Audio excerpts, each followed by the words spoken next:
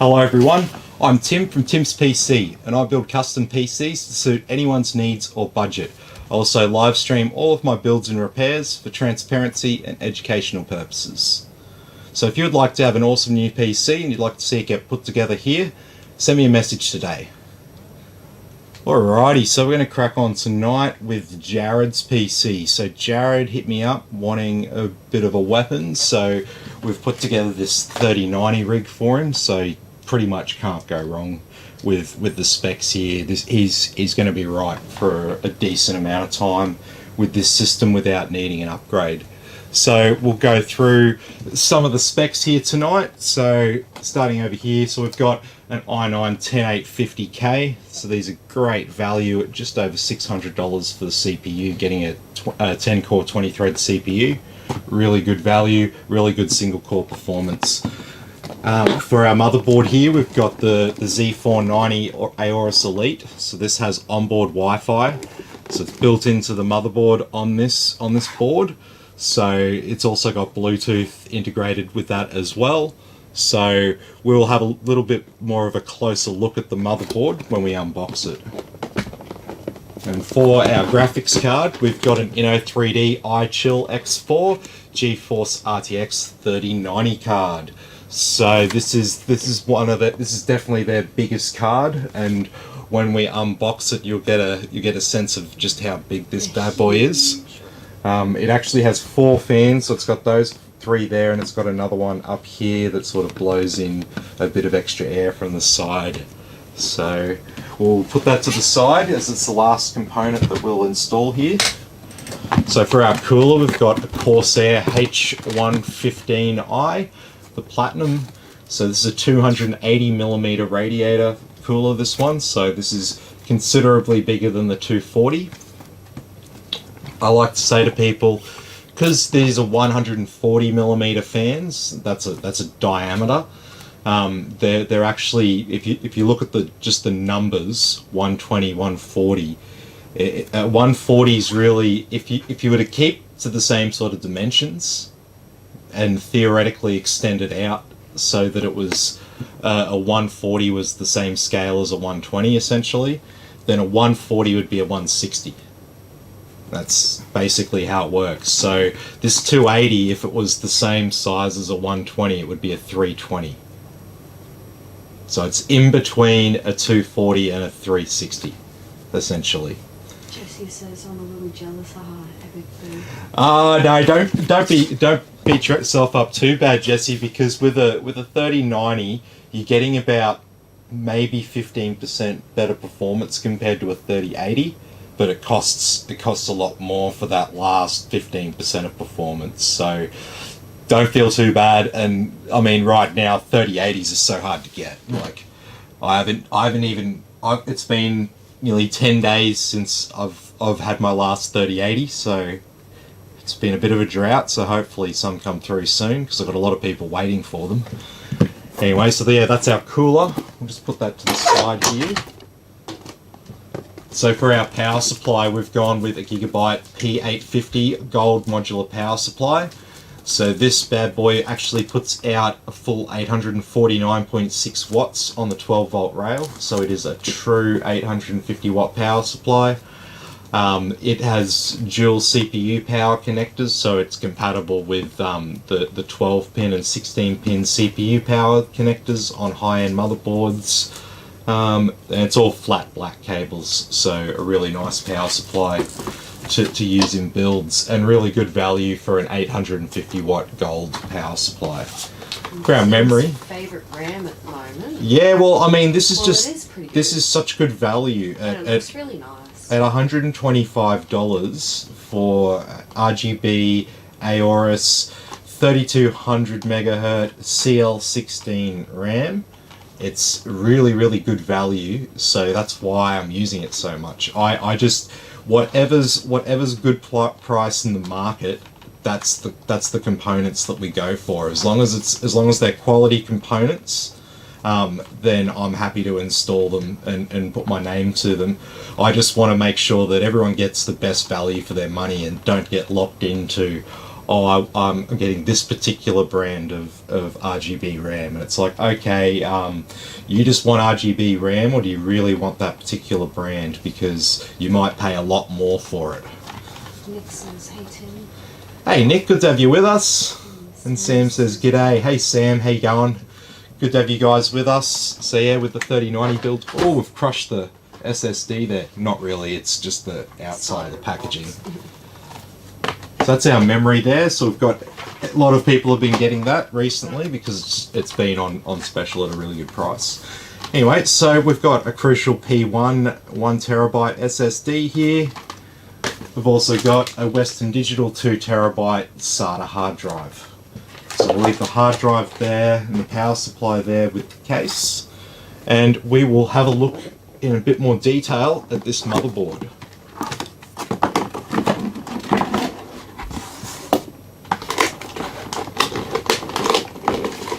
And so yeah, if you're watching the previous video where we just had to update the BIOS, I'm sure there is some sort of easy app with ASUS that allows you to update the BIOS without actually doing a flash. So I thought it was just in there in Armory Crate, to be honest, but I must be confusing it with like MSI Dragon Center, because I know they've definitely got it in there. It's all integrated. I just don't have like spare USB sticks. Hey Liam, how you going? Good to have you with us. Nick says, celebrating my birthday with Happy birthday, how old are you today? Let's get this sticky off.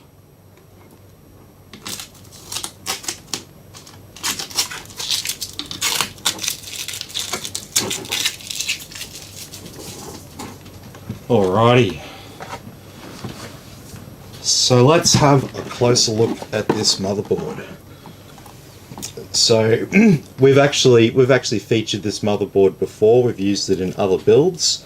So if you've watched this before, you're probably going to know what I'm going to say about it next. So Nick says 24 today, getting old. Getting old? No, not at all. Wait till you turn 30. I'm coming up to 33. I don't feel old. I feel the same as what I did when I was 24. Anyway, so we're going to go around the motherboard here. We're going to point out some of the features on this board. Starting at the top here, so we've got a system fan header here. We have a 12-pin CPU power connector. So this extra 4 pins here is to support like heavy overclocking. And as I say always, these power connectors here power the CPU and all this stuff here around the CPU. These are important and intimately related components to the CPU. So without the stuff around here, the CPU wouldn't actually function. There are things like arithmetic logic unit and maths coprocessor and various other chips that work in with the CPU that tell it what to do and help it function. And so all this stuff's powered through here. Nick says I'm 40 this year, get over it. Ah, that's it.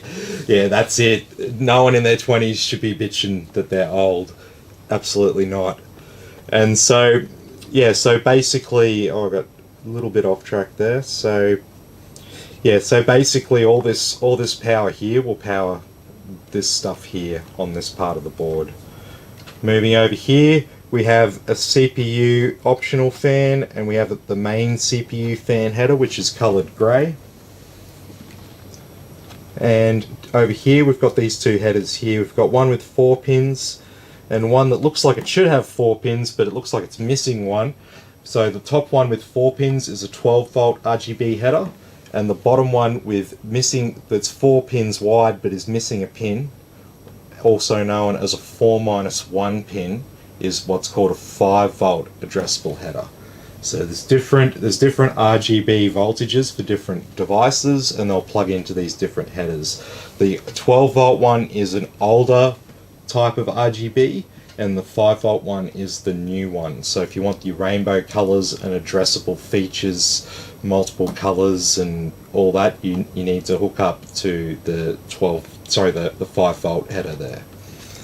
And if your device hooks up to 12, you can't make it hook up to 5 and vice versa. There's no like conversions for them. They're totally different voltages. So anyway, moving around here, so we've got dual channel memory with 4 DIMM slots here for our system memory. Over here we have our 24-pin ATX power supply. So this powers everything else on the motherboard around here. And so you'll always find the system memory slots, you'll always find them right up next to the CPU, because the CPU and memory are intimately related. You don't need anything else connected to the motherboard to get it to post a signal to the screen and to be able to interact with it, other than the memory and the CPU, but you've got to have both of those. You don't need hard drives, you don't need graphics cards, provided that your CPU has onboard graphics. If your CPU doesn't have onboard graphics, you'll need a graphics card, obviously. But basically these two components here are the fundamentals. So, and they're always going to be very, very closely related on the motherboard. They're going to be close together because they communicate with each other very fast, and it's very important that we have low latency between the CPU and the memory. That's why fast memory is important. And when I say CL16, that's the latency scoring. So it's called the CAS latency. So that's another in-depth topic that you've got to understand about how RAM interacts with the CPU and stuff. It's not something that we're going to cover here during a live build, but if you're interested, definitely look up DRAM timings and speeds, CAS latency, any of those topics, and you'll learn a lot about how the memory works. It says 24 on the 24th. Seems right. 24 on the 24th, yeah. I guess we were all a certain age on a certain day at one point. You were 15 on the 15th at some stage, babe? Yeah. Yeah. Anyway, so moving along here, so we've got another fan header here, which is good. So that brings the total to 4. So down here we've got a USB-C front panel connection header, and we've also got a USB Type-C front panel connection header. Down here we've got some SATAs, some Thunderbolt. Down here we have our front panel connections. We've also got these 2 little pins on their own up here. This is the clear CMOS header. We have a flash BIOS button. We have another system fan header there. We've got 2 USB-Cs, trusted platform module, 2 more RGB headers, a 12 volt and a 5 volt, and LED header, and our audio front panel connections there. And so obviously this part of the motherboard down here is our audio related systems. So it's like having a sound card baked onto a motherboard these days. We don't add sound cards, we don't need any of that anymore. And that is why this part of the motherboard down here, closest to the sound, is always dedicated to audio. You'll see this on every ATX, micro ATX, mini ITX motherboard. They all follow the same basic design layout that we've covered here today. And so for the rest of the rear I/O, we've got 2.5 gigabit Ethernet, we've got 6 USB 3.2s, no Type-C, so we've got a HDMI output which can be used with this build, with this CPU, because it does have onboard graphics, and we have 4 USB 2.0s there.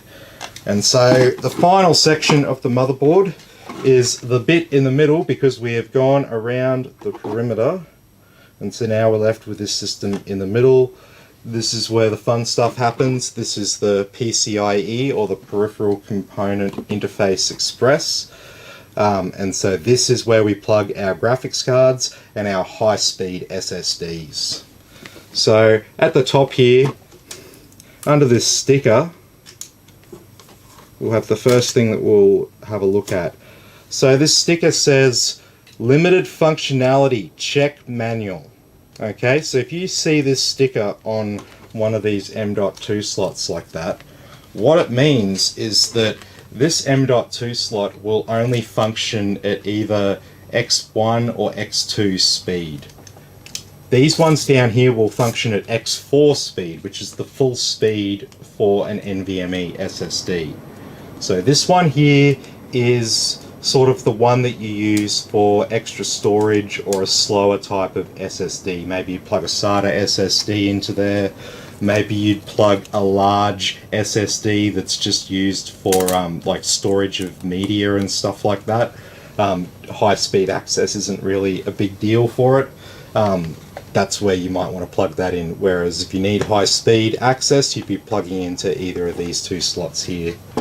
And so at the top here we've got a little PCIe X1 slot, then we've got our main PCIe X16 slot that's connected all the way along.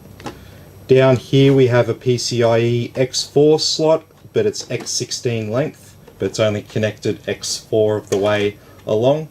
And we've got another PCIe X1 slot down the bottom. And so that pretty much wraps up all the features. There's no other little fan header around there. So we've got a total of 5 fan headers on the motherboard. It's a little bit light on fan headers in my opinion. I would have liked to have seen maybe a couple more down here, maybe one more down there and one more there, bringing the total to 7.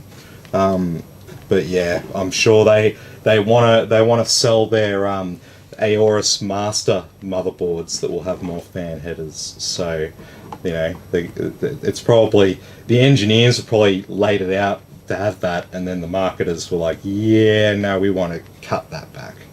So that's how it goes, unfortunately. But anyway, that gives you a good rundown of what's on this motherboard and what it all kind of does. And if you're wondering what's under here, this is where what's called the chipset is. And this thing here basically controls all the other systems on your motherboard, your USB headers and stuff like that, your SATA ports and all that. So it's constantly utilizing those systems and communicating it to the CPU. So it's under a big heat sink because it gets pretty hot because it does a lot of work. And that's what, on the motherboard name, when you see it's a Z490 or a B460 or an X570, that's the chipset number. That's the model that's under there. It's not about the actual board itself. So that gives you a bit of a rundown on the motherboard here. And now we're going to start by prepping it. So we can start with our CPU here. Just open that up.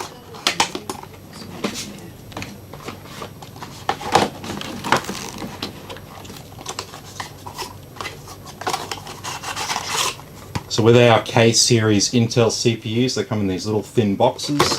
They don't actually come with a cooler, so if you want to buy one of these, you have to purchase a cooler. It doesn't matter if you get an i5 10600K or a 9600K or a KF or whatever. They do not come with coolers. You need to buy some other cooler, like what we're done here with the Corsair H115i. And open up our Intel CPU. So there's really not much to damage on our Intel CPUs because there's no pins, it's just little touch pads. We want to keep the touch pads free of finger grease and stuff, so don't actively go and touch the touch pads. And when we install our Intel CPUs, you'll notice that there are two little notches on the side. You open up our CPU slot. That's where the delicate part is. So inside that socket, there are 1200 little tiny pins because this is an LGA 1200 socket. So while you can repair bent pins and damaged pins in an Intel socket, it is significantly harder than bending pins back on an AMD CPU. So it is very important that you do not damage these pins by dropping the CPU into the socket. So what you want to do is, I like to pick it up by all four corners and get it as close as I can to the socket, line it up, and it will just drop into place. Just line up those notches, get it as close to the socket as possible, and it will just drop in place. It's nice and even, straight down. You don't want to sort of drop it in on like an angle so it crushes like the pins in one corner. You want to just like have it fall in nice and evenly and neatly. And then you don't want to press down, you just want to just lightly touch the corners to make sure that it is actually in the socket nice and neatly. And once you've done that, you can then put down this flap. There's a bolt on the motherboard, and make sure the latch is under the bolt, and then push down on this arm. There'll be a bit of resistance there, that's normal. And this flap will come off, and you have your CPU in the socket. So it's important that we don't put much pressure down onto it. We let the arm put the pressure down onto it, because it applies even pressure across all those pins, so we don't damage any of the pins there. So that's some of the little finer points of installing an Intel CPU and being very, very careful not to damage those delicate pins. Anyway, next in my pile of things to install onto the motherboard is our M.2 Nvme Ssd. So let's have a look at these. These can be a bit of a confusing component for some people, especially when you're shopping for them, because you're going to see a few different sorts of them. So,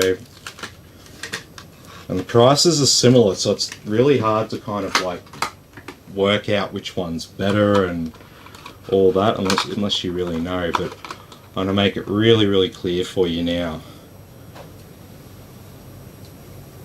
Alright, so this one here with the blue label on it is an Nvme SSD. Look closely. See, it's got one little notch that's missing on the interface on the end up here. This is a SATA M2 SSD. It's got two little notches on it. They look really similar. They're these little tiny thin drives. You can get them in up to 8 terabytes capacity. And even though they look really similar, and even though they plug into the same slots, they are fundamentally different SSDs. And this one, the NVMe one with the one notch missing at the interface, can be up to 8 times faster than this one. So we're talking about the SATA system when we went around the board. When we plug one of these SATA M2 SSDs in, it actually utilizes one of those ports, even though it's not plugged into anything. Because when you use this, it communicates with the CPU, not through the PCIe system called the PCIe bus, but it actually communicates with the CPU via the chipset and the SATA bus. And so it's limited to 600 megabytes a second theoretical maximum. Whereas this one here, communicating through the PCIe bus, you can get them, 5 gigabytes a second, at maximums. Sometimes higher, depending on how you set it up and all that. So it's important to know the difference. You want to be getting these ones with the one notch missing and avoiding the ones with the two. So when we install our SSDs, we need a fine screwdriver. And so we're just going to go with this top slot here.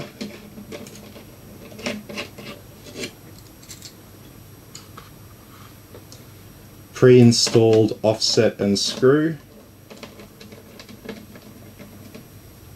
It's just weird that they don't do it with like every board consistently. And so these drives just, I've never installed one before, it's probably a bit weird. It just kind of like goes in on an angle and it springs up and down like that. That's fine, that's just how it's designed. And so you just hold it down, get your screw,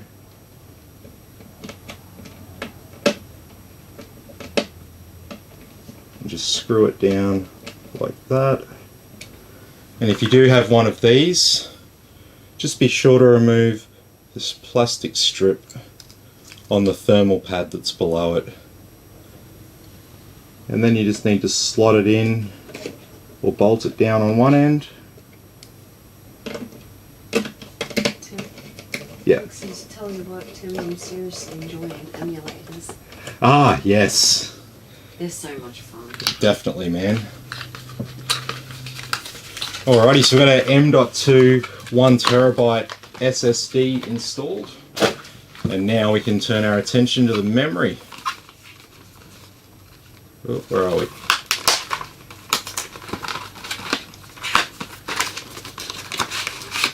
Okay.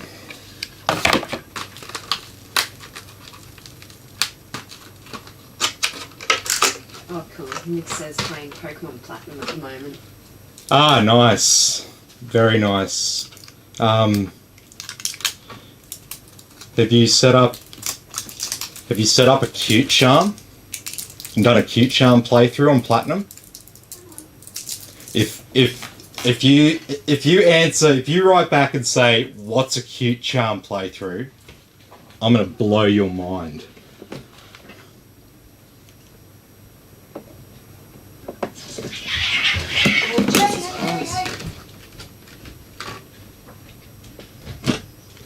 Cat fight.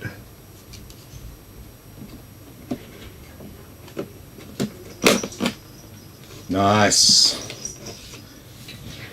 Memory's installed nice and easy, and so we want to make sure that if we're only installing 2 DIMMs, that we install them 1 slot apart so that they are in 2 different channels.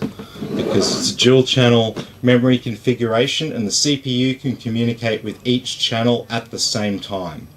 So if you had 2 sticks in the one channel, it would only be able to communicate with them at once. Whereas if you have them in 2 channels, it can communicate with both of them at the same time. So you get a performance boost from configuring it like this. Anyway, just try to keep this packaging together.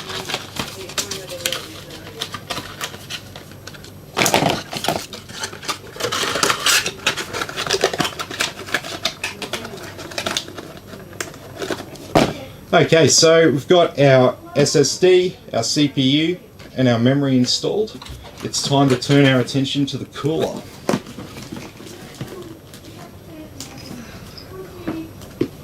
Buddy's such a cunt. What? Oh, he's the little one wanted a food, but he wouldn't let her come out of Mum's room. As soon as she came out, he beat the fuck out of her. Oh, Nick says, well, you have me intrigued. What is it? Oh, okay. So there's a glitch, or I don't know if it's a glitch or it was something put in by the Pokemon company or whoever. Maybe Masuda put it in the code intentionally. It's never been confirmed whether it's a glitch or it's meant to be in the code. It's controversial. And so basically it has to do with the trainer ID and secret ID. And this might be a little bit technical and make your eyes glaze over a bit, but basically whenever you create a new game in Pokemon, like Gen 4 games, so either Diamond, Pearl or Platinum, or Heart Gold, Soul Silver, it creates a trainer ID. You've probably seen the trainer ID in the game. There's also another one called a secret ID. And basically what happens if the trainer ID and secret ID are certain combinations, then if you have a Pokemon with the ability Cute Charm and you put it to the head of the party, the shiny Pokemon encounter odds, they go up drastically. And I mean, I'm not talking like oh, it's like hatching eggs 1 in 500 or something like that. How'd you like to play through Pokemon Platinum with 1 in 5 Pokemon will be shiny? So yeah. You can complete your entire shiny decks, essentially. So, It's actually pretty fun. It's pretty fun, and then it's like you know if you're playing on emulator, you could just like enter whatever codes and force whatever encounters you want. But do it with Cute Charm playthrough, you can actually make it a mission to go and fill the shiny decks, and you can do it by you have to actually catch the wild Pokemon and evolve them and stuff like that. So it's less like cheating, even if it's a glitch. Like I said, it's controversial as to whether it is a glitch or whether it's just like it was something that was put in by the developers to kind of make shiny Pokemon more accessible to people, while without like completely breaking it and making it so that you know every player that played had odds like that. They made it somewhat random as to how those odds were obtained. And so basically there are different trainer ID, secret ID combinations that you can enter, and if you just enter them in while you're playing emulator, you can set up a Cute Charm playthrough for yourself. So says, holy shit. yeah. So if any Pokemon fans that didn't know about that, I've actually got a Pokemon page. If you want to look it up, it's called Pokemon Trainer Dude. If you look that up, I've actually got some videos on how to set up Cute Charm. It's all centered around doing it on an action replay device to modify your trainer ID and secret ID. But yeah, and there are other little glitches in the game, like if you manually assign your DNS, you can still get all the old events from Pokemon Gen 5 off the server. The server's still active somewhere in the background, and if you just modify your DNS, you can actually get all those old events again. So, happy days. And you can keep restarting a game and keep getting as many of them as you want. So, hope you didn't trade anything valuable for an old Gen 5 event Pokemon of some sort. Alright, so let's just, before I screw these down, make an ass of myself. How are we going to orientate this bad boy? Top mounted for sure. It says you just reminded me I need to check my Pokemon Go to see gifts. Yes. People are so bad at that. I check every day.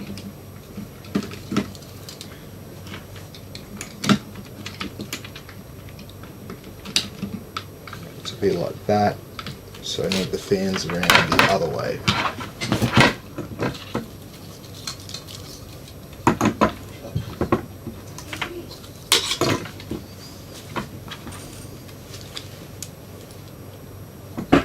Yeah, so there's a heap of like interesting things you can do with the old Pokemon games. And so obviously if you can do it on an actual cartridge, you can trade your Cute Charm decks all the way up to Generation 8. So, you know, happy days, and they all make it through Pokemon Transporter and all that. Like the game doesn't ban them, the game doesn't recognize them as hacked or anything like that. So they're all legal and stuff in the modern game, and that's for that reason alone. People sort of say that yeah, it's not a glitch. They did it, and they just don't want to publicize that they've done it, and they just put that in the code in the background. Because shinies used to be 1 in 8,192 or whatever it works out to be.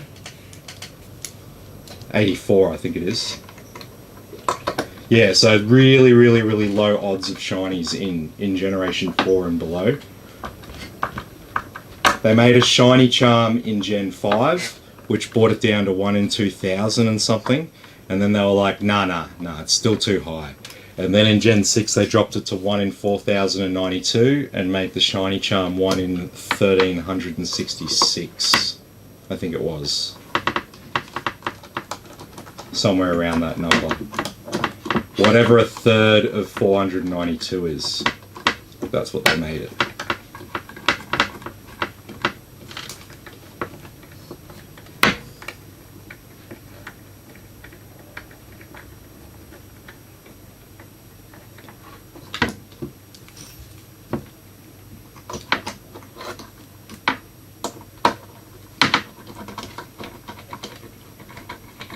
Yeah, so it's good fun, and yeah, it motivates you to complete a shiny living dex if you can actually get all of those first Gen 4 Pokemon, you know, easily.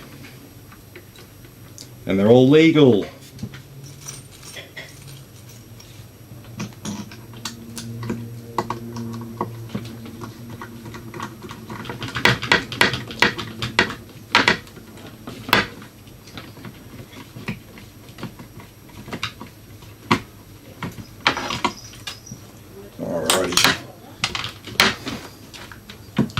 So for our Corsair cooler, we've got this easy mount bracket here.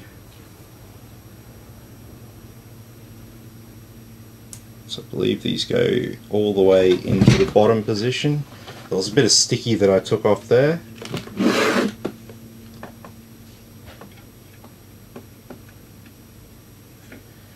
There we go. That just sticks to the bottom like that. Nice and easy. So I'm trying to figure out how to get the event Pokemon on the emulator at the moment. They haven't made it easy because the emulator I'm using doesn't have Wi-Fi support at the moment. Yeah, okay. Yeah, not exactly sure how that would work on emulator.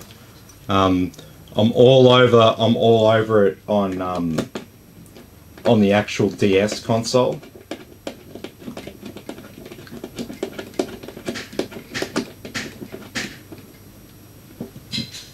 I've got all the games from Gen 3 onwards. Got every single one, like actual legitimate cartridges and stuff like that.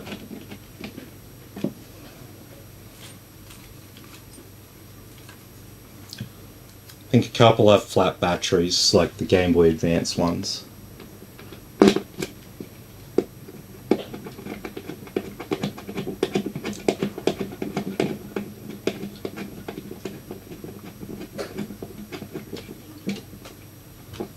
Alrighty. So on our Corsair cooler, they come pre-applied with thermal paste. So we don't need any additional thermal paste to mount our cooler. Just give it a bit of a press down there.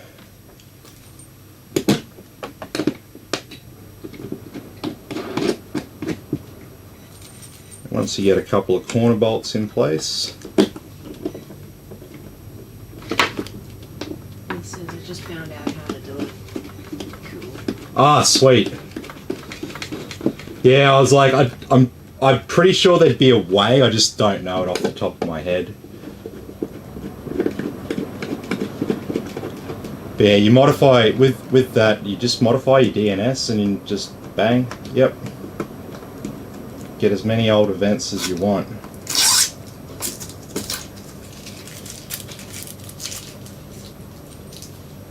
And they all make it through Pokemon Transporter into the modern games. So it doesn't come up as a fake or anything like that.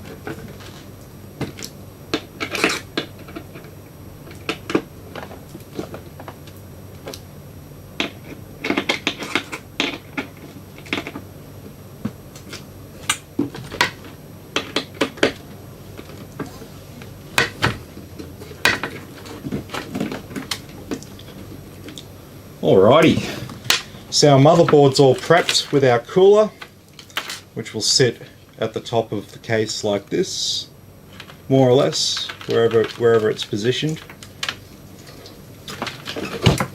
And so we can push this to the side for now. We can now turn our attention to our case.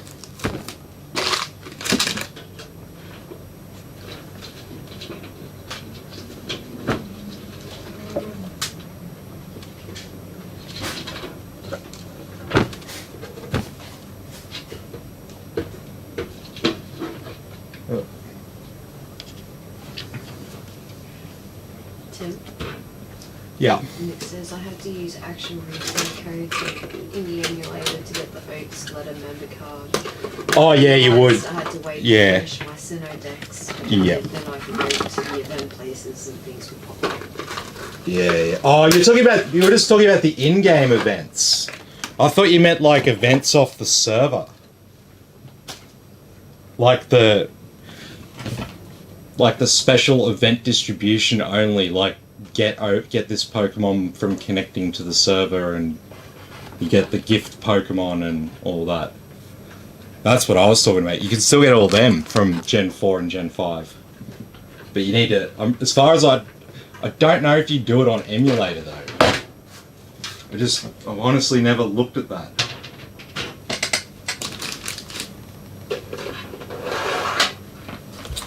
Okay, so we've got a nice easy hard drive mounting tray.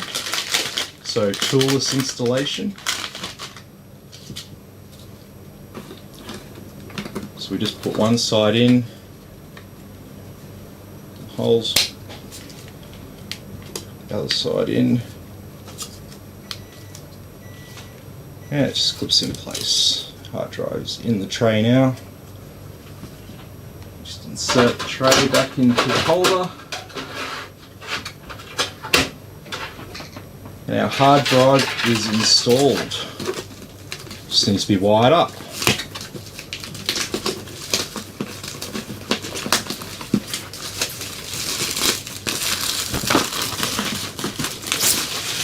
So here's our gold modular power supply. So obviously modular power supplies have the cables separately. They're not pre-connected.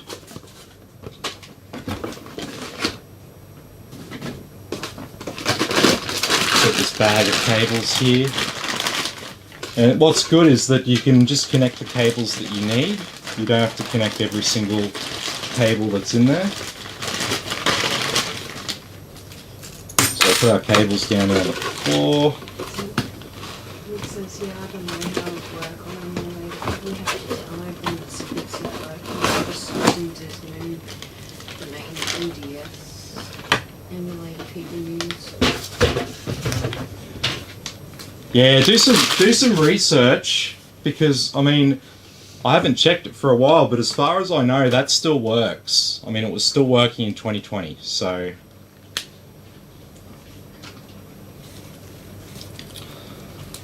first cable we're gonna plug in. We're gonna plug in our 24-pin RTX power for the motherboard.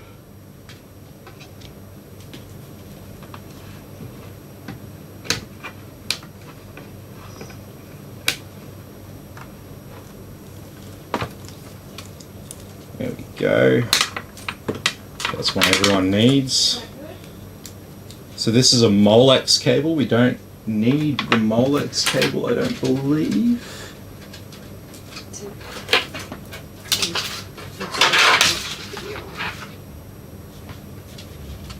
Oh, cool. CPU power, so we need a couple of CPU powers for this build.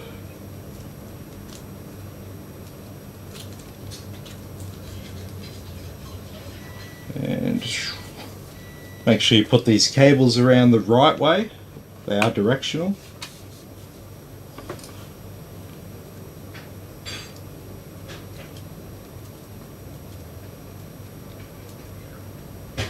And they should just slot into these holes. You shouldn't have to force them.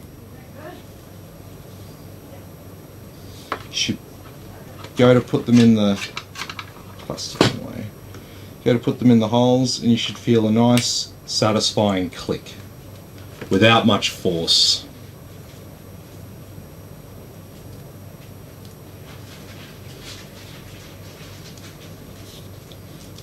And so we'll definitely need another graphics card power cable.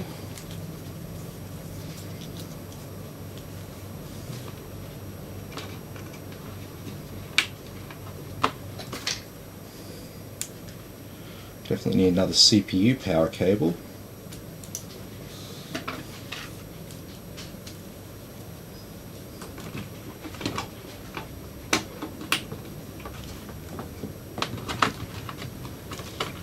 Here we go, got graphics card and CPU power, and we're going to need one SATA for our RGB controller and our hard drive.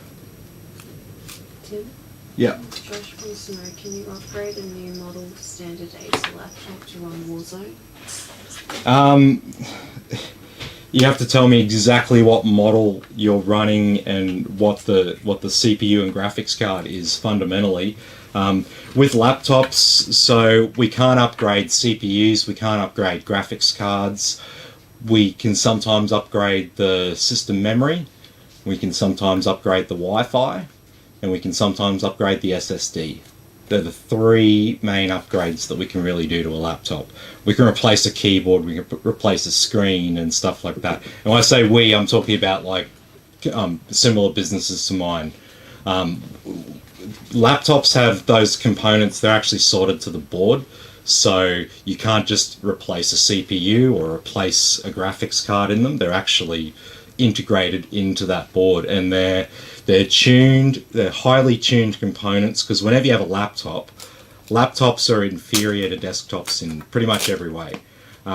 They compromise on performance to package it all in that little tiny space and make sure it doesn't completely melt. So it's all about cooling performance and efficiency and battery life and stuff like that. You're never going to get a good experience from a laptop. So I guess my suggestion is stop trying to make the laptop work, and if you want to get serious about gaming, you need to get yourself a gaming PC, to be completely honest. John Austin is at the gate. Would you be able to bring him his PC? Or do you want... No, I'll do it. We'll just have to... Just be back in a second. My wife freaks out about anyone coming to the house.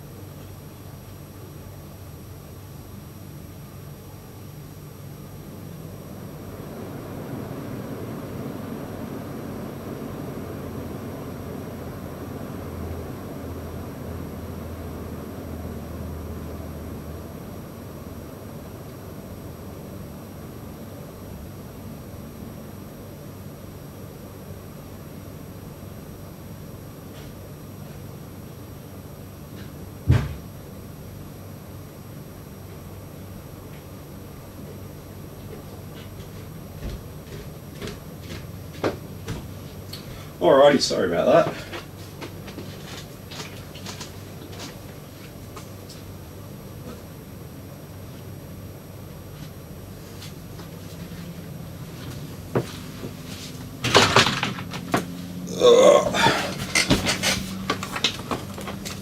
Alrighty.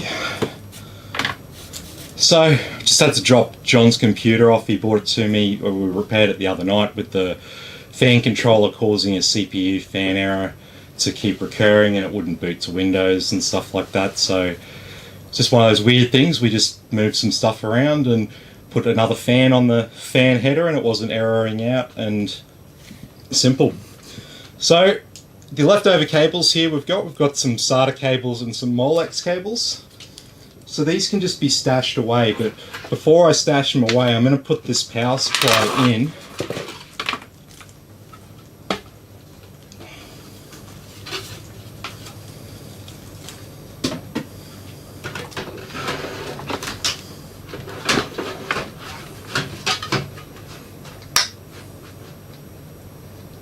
Tim? Yeah. It seems cool. Thank you for that. Actually, the answer I needed, and some hardware and opportunity building. I know the equivalent of nothing about computers, but enjoy watching you explain everything.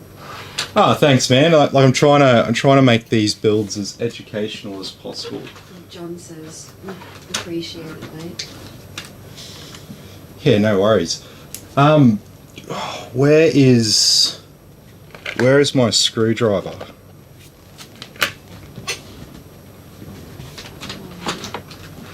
I got up.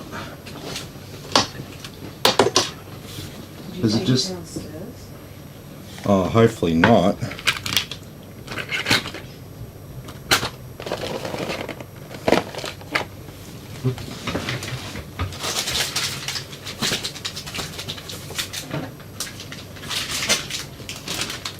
Ah, here it is.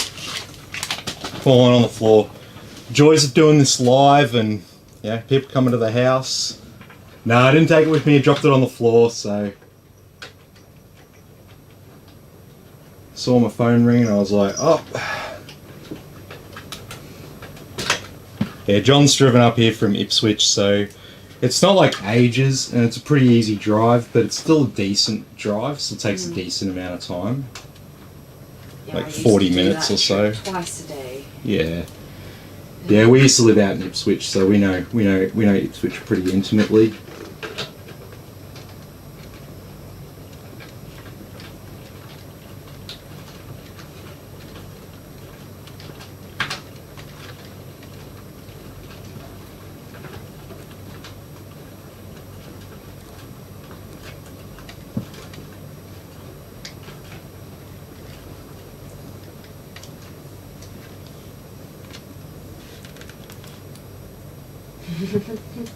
Sam says dip switch. It's not too bad. It's on whereabouts in Ipswich you live.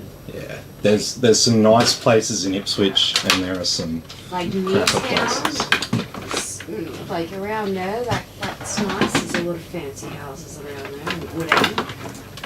That can be a bit fancy as well. Yeah, Woodend's nice. Parts of Brussels are okay. Parts. Yeah. All depends. There's a two-tier sort of culture out there. Okay, so we've got our hard drive installed and we've stashed away those spare cables just around the back. Just under there with our power supply, so if we ever need those spare cables, they're there, but they're not in the way of everything else. John says we live in Springfield Lakes. We like Oh, our... Springfield Lakes. That's Yeah, nice. see, Springfield Lakes is like it's part of Ipswich, but it's not part of Ipswich. I don't think Springfield will be part of Ipswich for too much longer.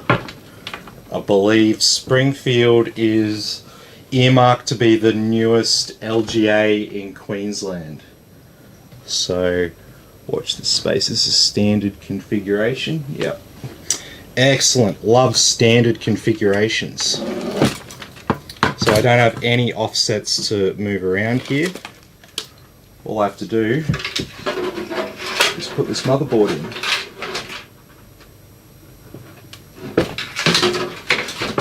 John says pretty massive growth here. Yeah. Oh, absolutely.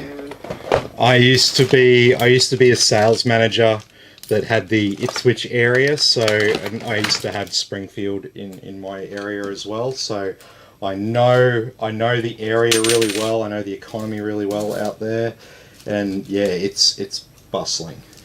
Cinepanthy did a good job with the place.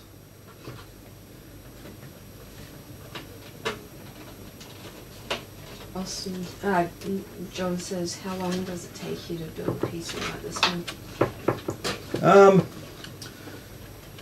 It depends. It depends. Like this should be a pretty straightforward build. Should be. Anything can happen. As we've seen with the last one, had some weird things, but like the graphics issue we were having before, that's why I don't sell as many AMD graphics cards, because they just have some weird things like that go on. It's fine if you're on a budget, and right now it's the 5500 XT for the price that we got it for is a really good buy in terms of price to performance. Sounds in the other I stand corrected that there's some nice places, I guess. Yeah, Carolee's really nice. There's some pretty expensive homes out there. Because the thing about Ipswich is, right, because houses and property values are cheap, it doesn't just attract like bogans and stuff like that. It also attracts Young people. investors. Yeah, not so much investors, but it attracts people like who have a decent income, and they're like, yeah, I'd rather not spend all of my money that I earn every week on like rent and mortgage in this like expensive area. I'd rather pay the same and have a massive house out Ipswich way, and that will give me a better lifestyle for my dollars. So there's a lot of that goes on out there. So it's not, Ipswich has this reputation as being one way, but then when you move there, you realise that the culture's a lot broader than what you may have thought it was at face value. It's probably a lot better than what it used to be. Oh, it is. It is. Like I used to skate at Ipswich when I was a teenager and stuff like that, and it's come a long way.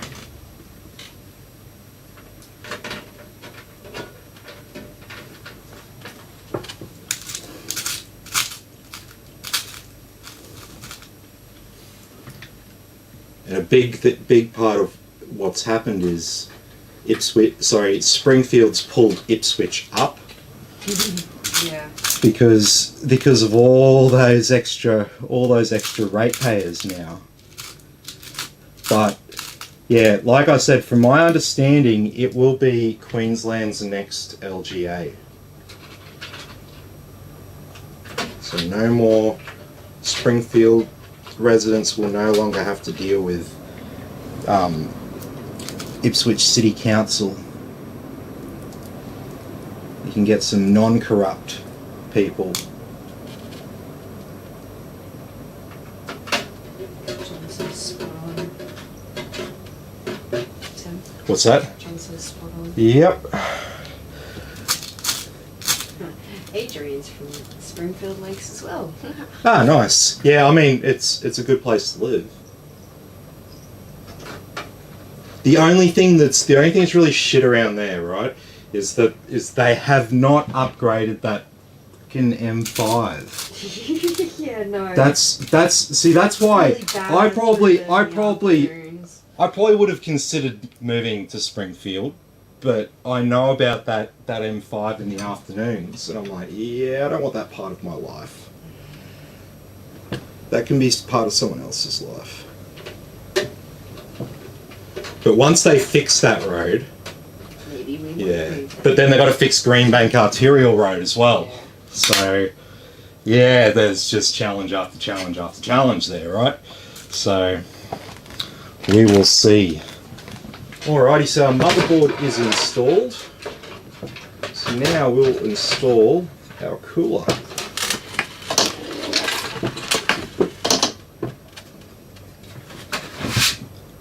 We've got a dust filter on the top there.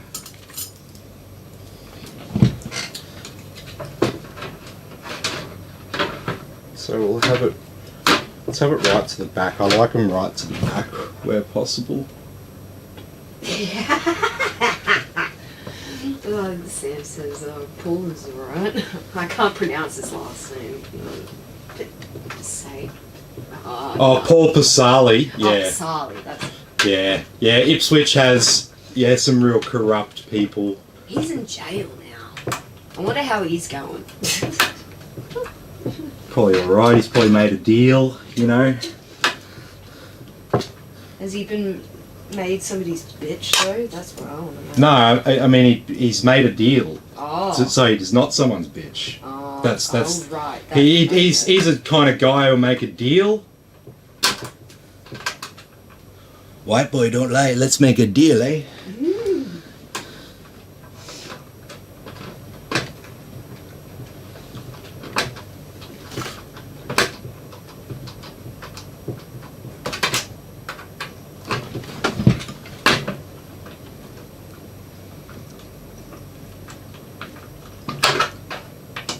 I haven't been into Ipswich for ages, like the CBD. I wonder how that's going. Oh yeah. Yeah, it's coming along, the development in there. When was I last in Ipswich? I don't know. A couple of months ago. Like, I've been to Ipswich, but not Ipswich CBD.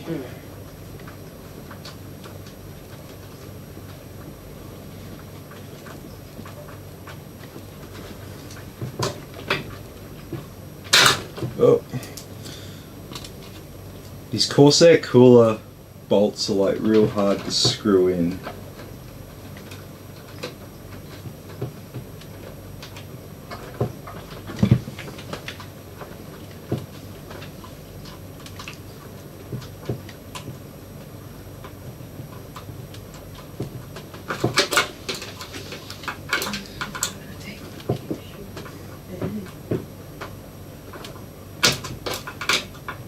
Alrighty.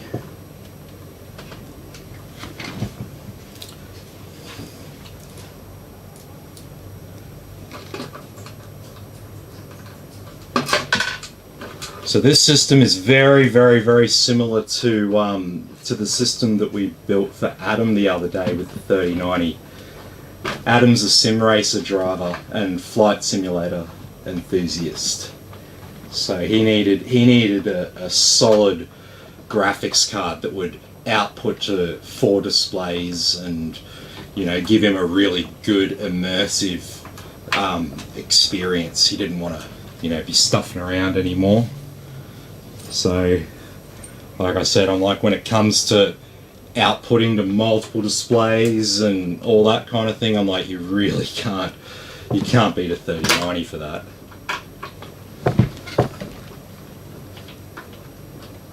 Yeah, he was running Flight Simulator, he was like, oh, it's running so good, so smooth. I'm like, yep, it eats it up. I mean, not that Flight Simulator is ever meant to run at, like, you know, Fortnite frames per second, because it's not a first-person shooter and stuff. But yeah, the 3090 does a good job with it. Even like flying over New York City and stuff like that.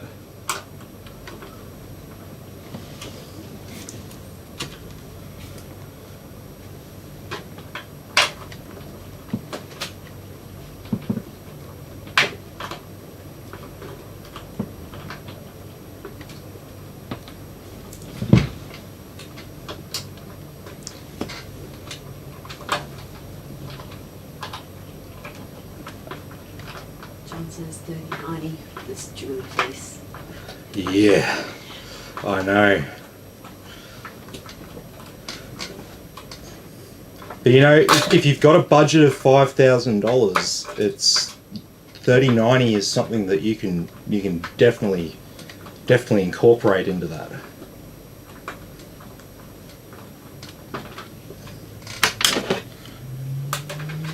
So we can get 3090s starting around the $2,800 mark. So some of them are like $3,500. They're real expensive, like ROG Strix and stuff. But we can get them for about $2,800. And even that's a bit inflated, like not inflated from me, just inflated from the market. I'm telling you the prices that I can buy them for, because I don't mark up. I don't mark up stuff for my customers. I just sell it. I charge people for the service, not for the parts. I've got no interest in trying to make money off the parts. He says I have a whole ass budget for $2. And Jen says that would be amazing. The things I could do with that in the PC. In the PC, I should say.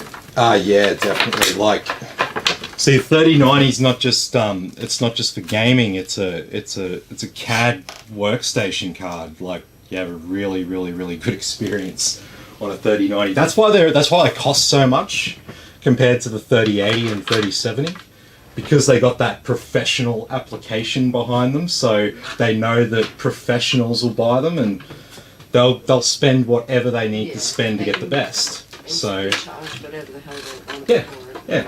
People buy it. It's like I've explained to people here, if you're running a business and there's a product that means that you can get twice as much work done in a year, you don't care that it's going to cost 20 grand, you just buy it. You get twice as much done in a year. You just claim that on tax. Yeah, exactly. So, yeah. That's why some of those prices, you think, oh, that's so crazy that it costs so much, but it's not really a factor to these people. I do photo and video editing for my TikTok and in Instagram videos, etc. The 3090 would chew them up. Yeah, well, I mean, with your videos and stuff, what you really want is a really powerful CPU to cut your render times down and stuff. That would be the best thing for you. I would definitely, if I was Maybe you should get on TikTok, Tim. Do like little tiny videos. I am considering it. I'm just trying to work out exactly what a Tim's PC TikTok post would look like. Yeah.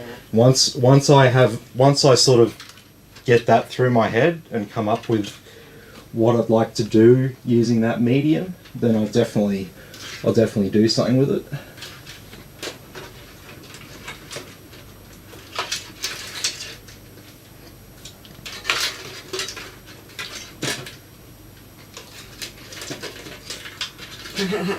Sam says Tim's 1 minute PC builds.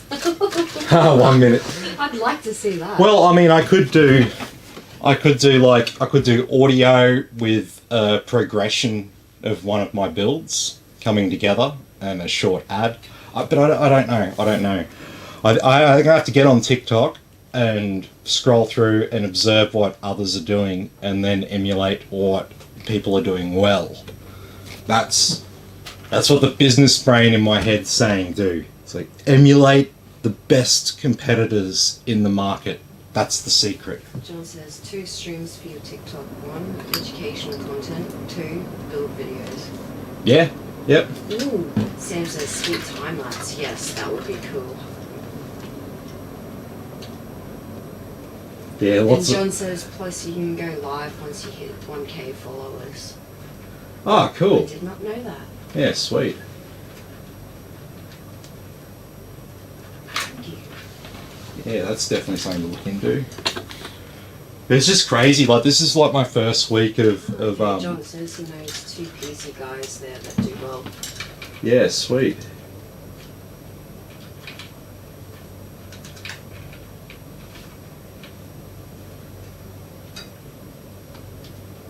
Yeah, this has just been a crazy week. I've been like real tired. I've been having like some naps in the day and stuff because naps. Yeah, because just been working so hard the last few months working like basically two full-time jobs. And now I'm at the stage where I can focus all of my care and attention onto one of them, that being the PCs. And it's just such a big weight off my shoulder, and now I'm just like, oh, I can relax a bit. And now my body's just like, yep, you need to sleep. You need like time off. So I'm trying to relax, but then I don't want to slow down at the same time. I like building PCs. I like making the videos and doing all this stuff. So But I'm just trying to find the balance. I'm trying to set other things up in the background and stuff. Trying to get business cards. Yeah, just little administrative things for the business, and they take up time. Okay, so we've got everything now installed. Our cooler's mounted. All of our fan cables are all out the back. So it's looking nice and tidy and clean out the front. And we got this mess of cables at the back. Tim, it says now that your PC business is your only focus, you can sleep whenever you want and wake up whenever you want. Yeah, yes and no, but doing the live stream thing, I've got to become more consistent and go live at like a consistent time, like every night and every day.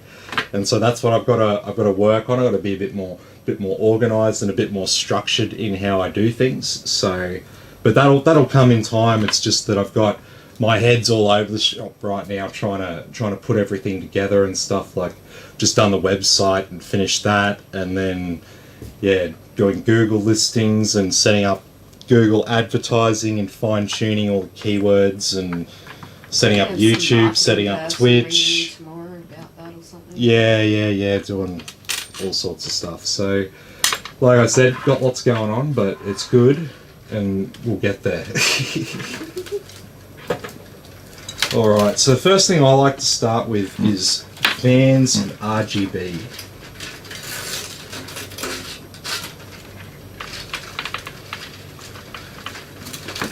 So firstly, let's untangle some of this crap.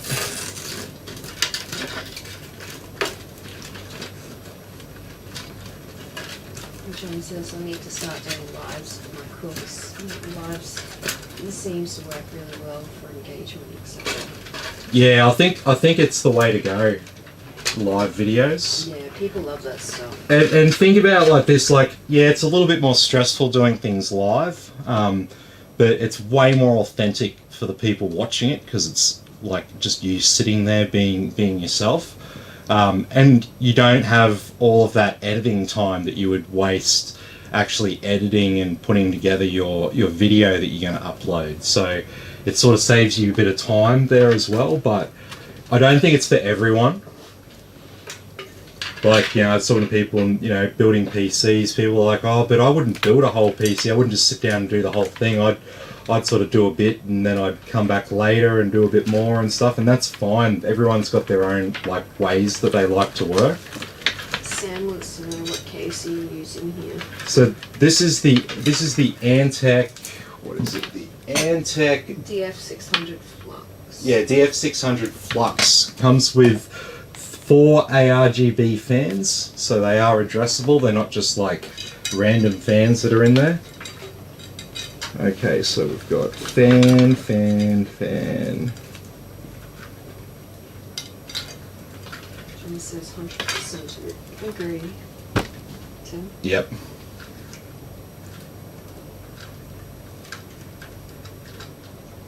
Okay, so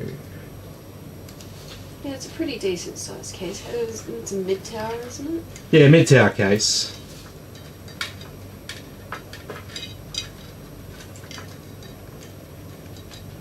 Jim says I love streaming on Twitch, just not enough hours in the day to keep it up, sadly. Yeah, I know. The day's just not long enough.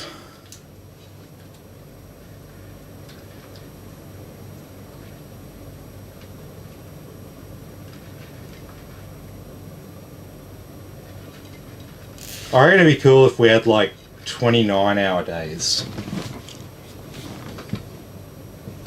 I reckon we as humans could adjust to that, and that could work quite well. 7 hours sleep, 21 hours activity. That sounds like a rhythm we could, like, it'd be like a little bit weird and exhausting. Yeah, I mean, yeah, they do, but then it doesn't fall in line with the rhythms of the... That's what I mean. I think everyone would be able to fall into that rhythm and be quite good, and we'd probably get more shit done. I was just thinking about, like, you know, setup and deli. Like, if I had, like, you know, an extra hour every morning before the store opened. Yeah, but if you did, Coles would just be like, yeah, now we're just not gonna, we're not gonna have anyone on until this hour now. I know. Because that's how Coles rolls. Because, you know, they expect new people to, you know, do the work. Yeah, absolutely. One person do work too, that's what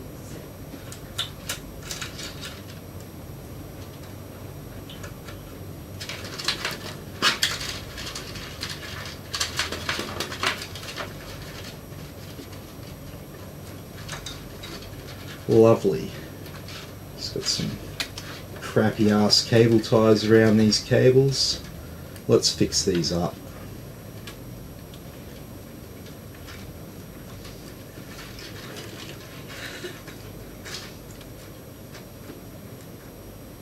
If I don't fix it up, someone will think that I did this.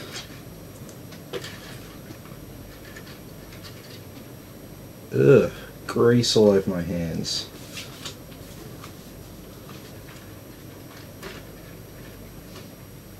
Lovely.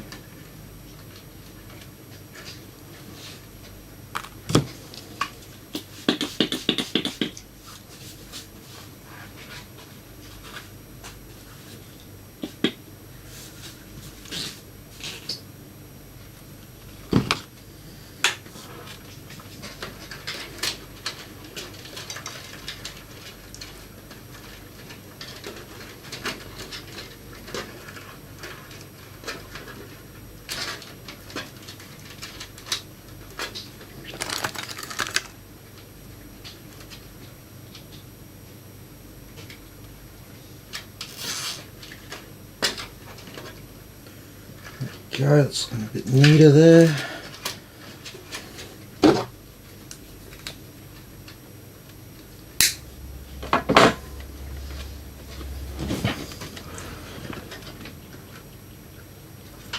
Okay, so all of our RGB has been hooked up.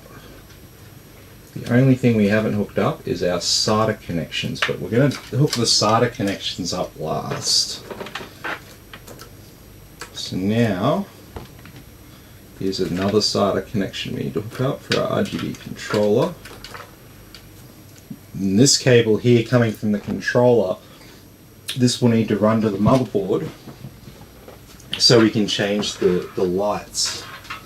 So what we'll do with this one, we utilize the 5-volt header down the bottom here. So we'll just slide that through.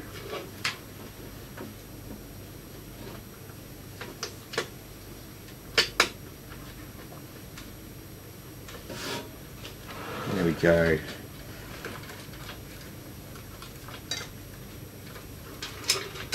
And that will just fit in like that. And so it looks like we've got a fan controller on this as well, but I had a problem with this in another case. So I'm gonna hook it up like this, but I'm a bit skeptical.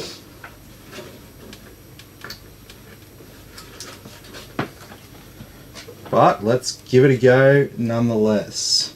give it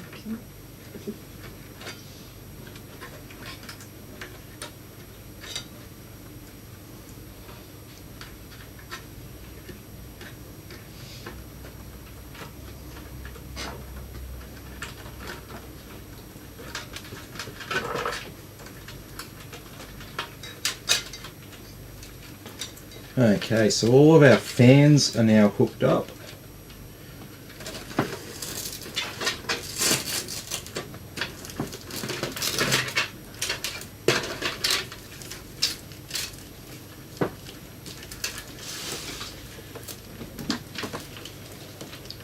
So let's hook our front panel connectors up.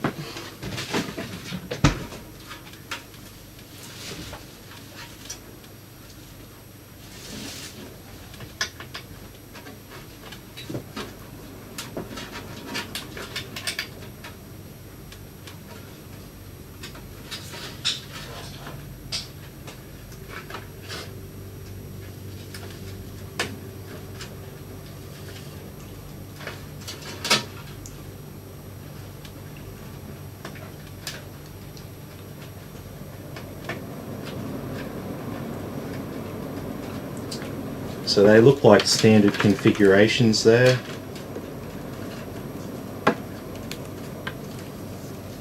What do we got here? USB 3 and front panel audio. Front panel audio can go around this way.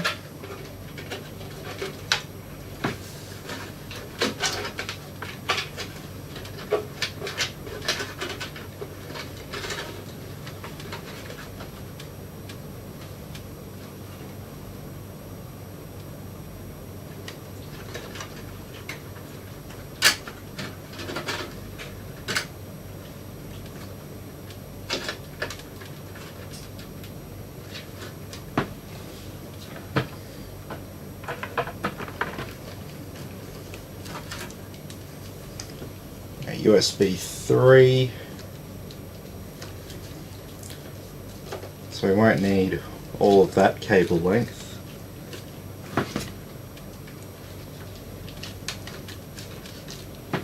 So I'm going to tie this back.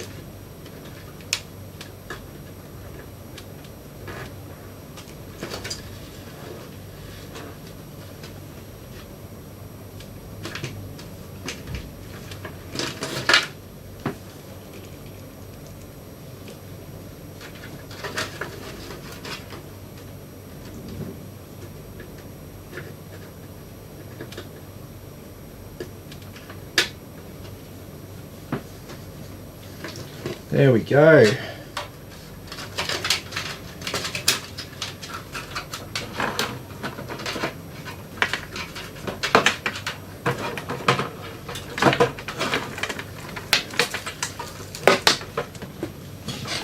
So now we've got everything hooked up except for our big cables. So now we can just start. We'll start with our CPU power. Should be these two here.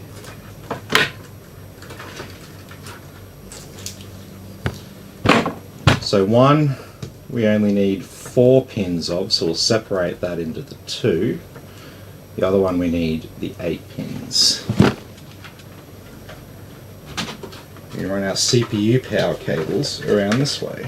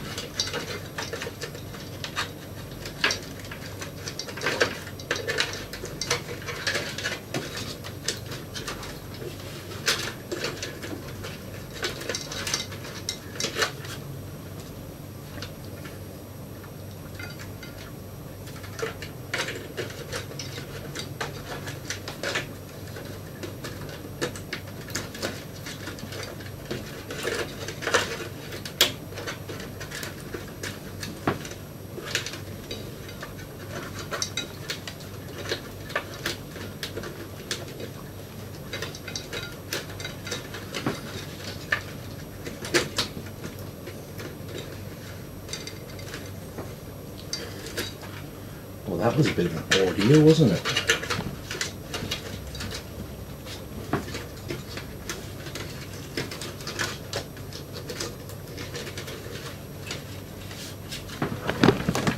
Okay.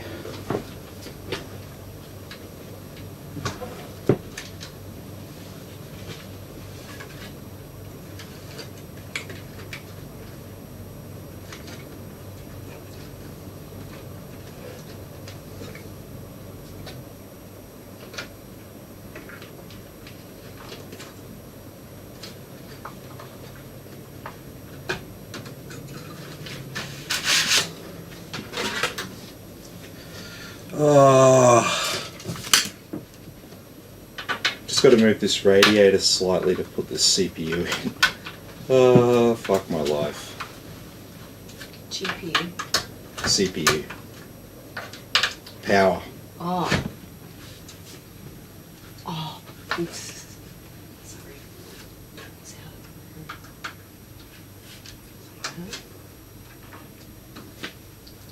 Am I even going to be able to get it there? No. Oh.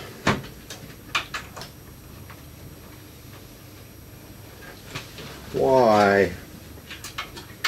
Why? Should Why? really plug that in before you put those in. I know, but it looked like there was plenty of room. Sometimes it's not a big deal. You can get it in.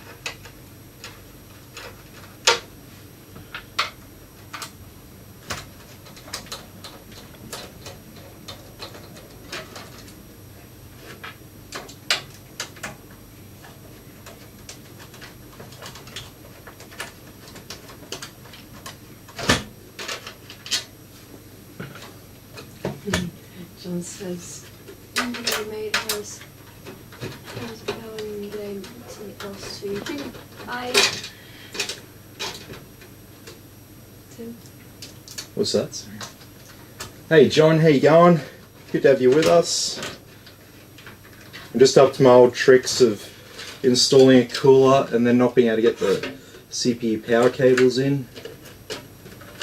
Just typical Tim stuff.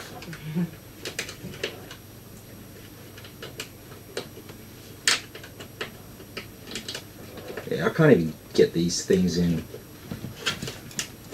when it's like right there.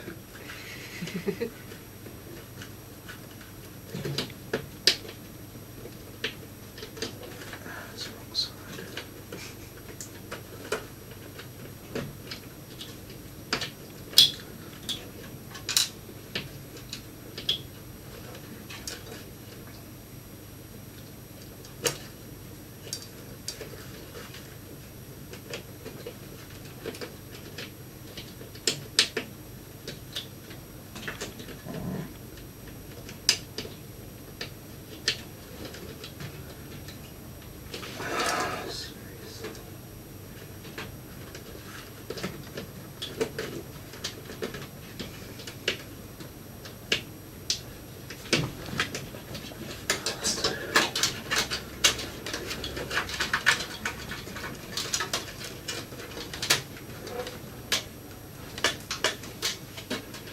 There you go, you bastard.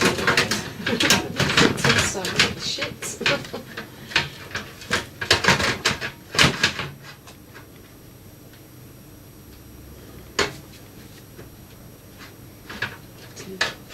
Tim, Yeah. John says you need a FBH. I need a what? FBH? Oh, what's an FBH? Is it safe for this farm?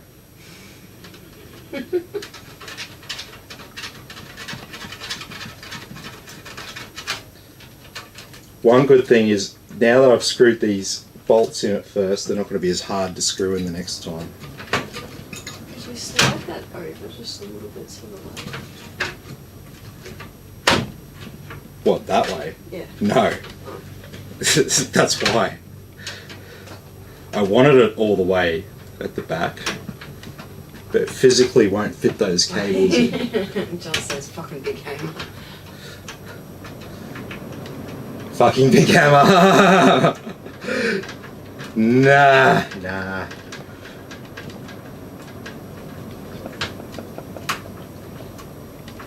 If this is the biggest problem that I have to face tonight with this build, then that's a good thing.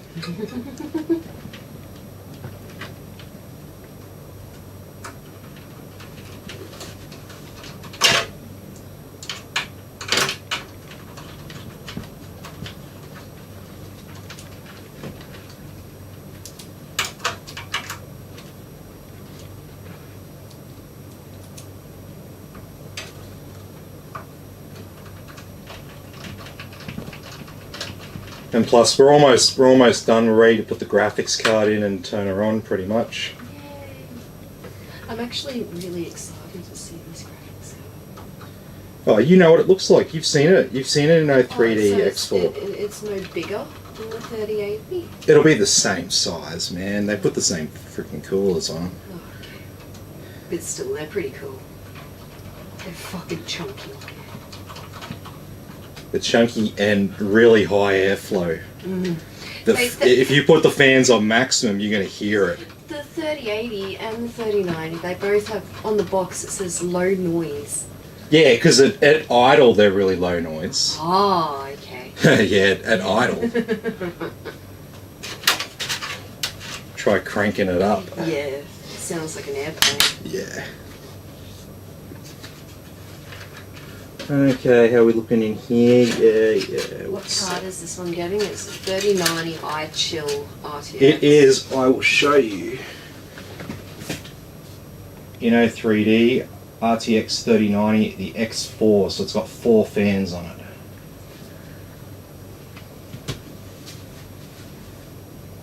Alright, so we're really close to the end now. Just got out a 24-pin ATX power to hook in.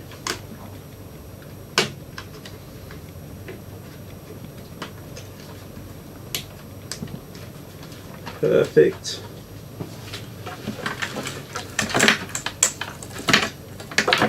And now we are on to our graphics card. Jump in near there.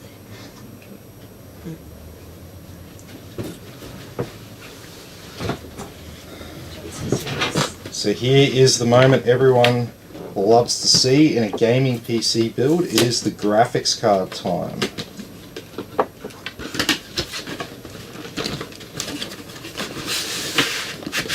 So if you've never built a gaming PC before and you don't really have too much of an idea about it, this is the most important component of your gaming PC.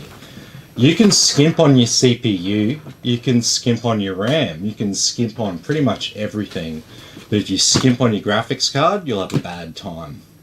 Graphics card should be 50% or more of the cost of a gaming PC. If it's not, I would be like, oh, is this really a gaming PC? I mean, sure, you can use it to game, but is it what I would call technically a gaming PC?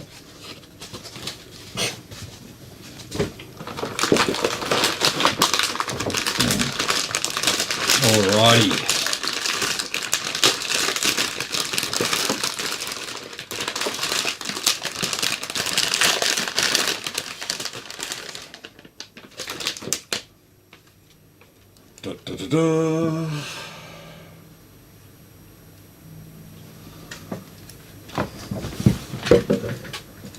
Another fan around there. That's the back of our GPU die that's exposed. It's nice touch. It also comes with this support bracket. It's pre-installed, which is nice. And what have we got here? Is this the RGB connections? Yes it is. So these go to 5 volt and you can hook it up to 12 volt. Okay, that's nice. So we'll install those cables. We don't need this Allen key. I'd say that was for the bracket, but it's already installed there for us. So we are going to be utilizing, this is a 2-slot bracket. Yeah, so it's 2-slot bracket, but 3 slots worth of card. So, important point to remember. Also, it's fucking sweet. Yeah. It's so cool. It is a beastly card. So we'll remove 2 slots at the back here.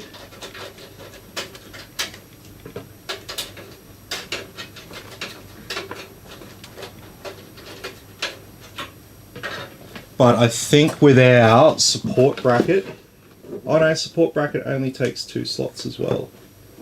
Alright. Why do I feel like I need to undo 3 bolts though? Just undo 3 just in case. I will. That's the plan.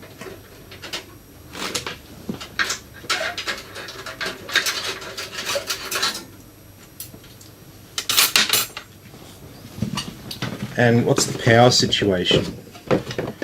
Just 2 8-pins, yep. Nice and easy. Hefty. Yeah, it's got some weight to it. John wants to know what's the hardware. This one here is 2800. There's sticky stuff on the end of it, covering the iCHILL bit.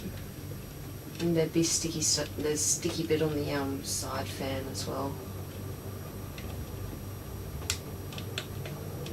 Do you want me to peel that off? No, it's all good.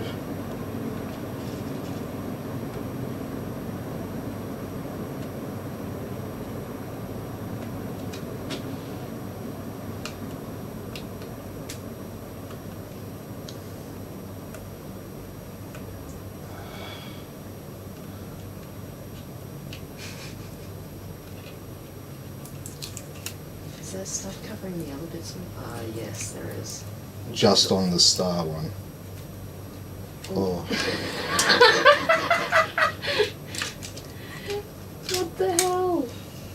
I saw that go in there. How did you even do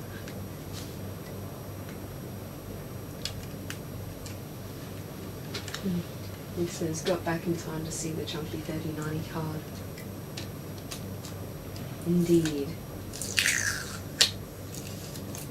Alrighty, I think that's... Ugh. They're really sticky. Yeah. Alrighty, so we can now...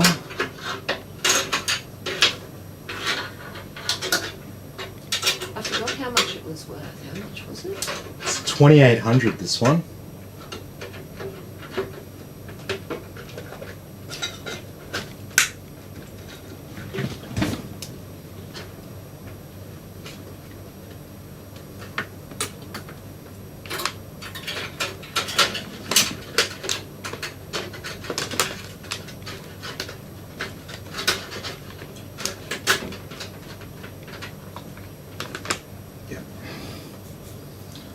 I did need to remove 3 bolts.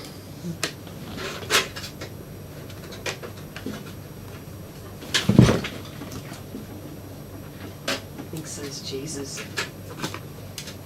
Too. Yeah.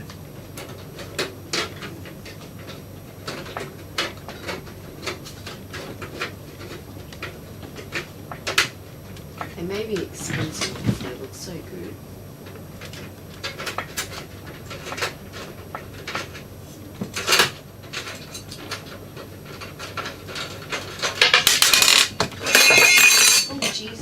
That's intentional.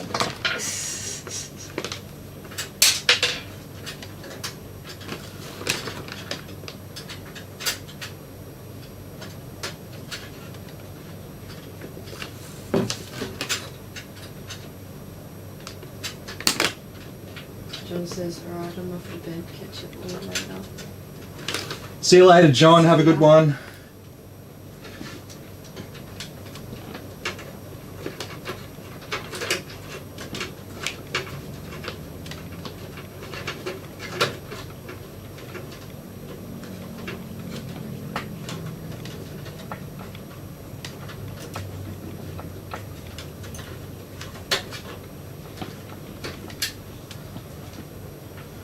Okay, there's slot 1.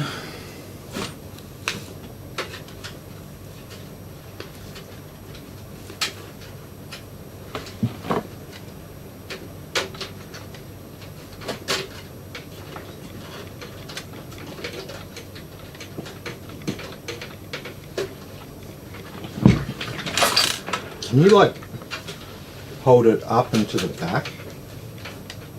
What do you mean? Like push it that way.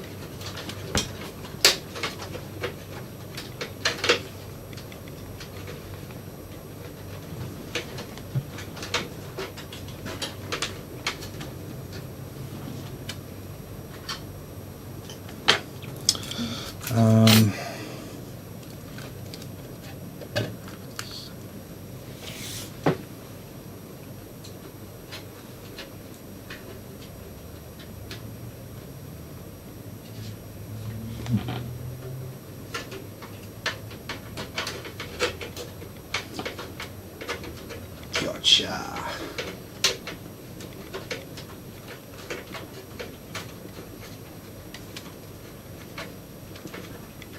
The back fan doesn't look like it's RGB.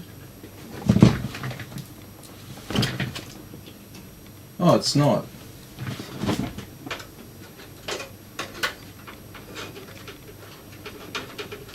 Do you have a spare RGB fan? Ooh. I may have one. May.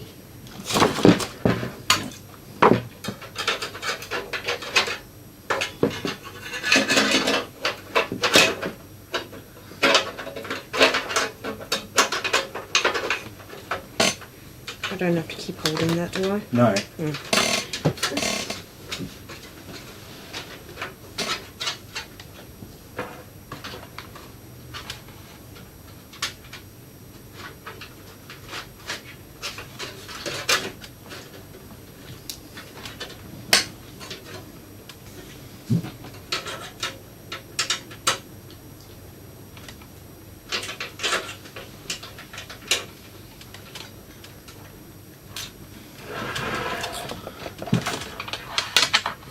Alrighty.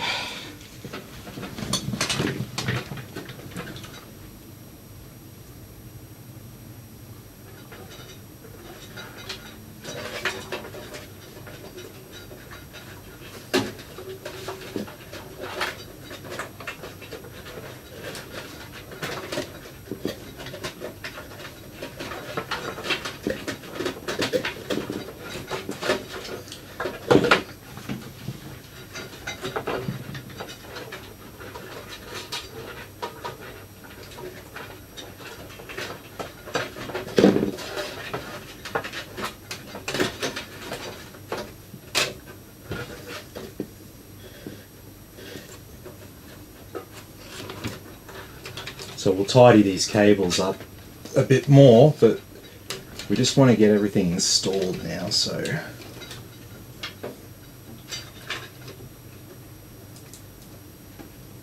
We've got two 8-pin connectors. We want to use 2 cables, even though there's extra connectors on both, because we want to make sure that it doesn't have any power bottlenecks, because there's like a maximum rated frequency that can come down each line, so you want to make sure that you've got the 2 cables.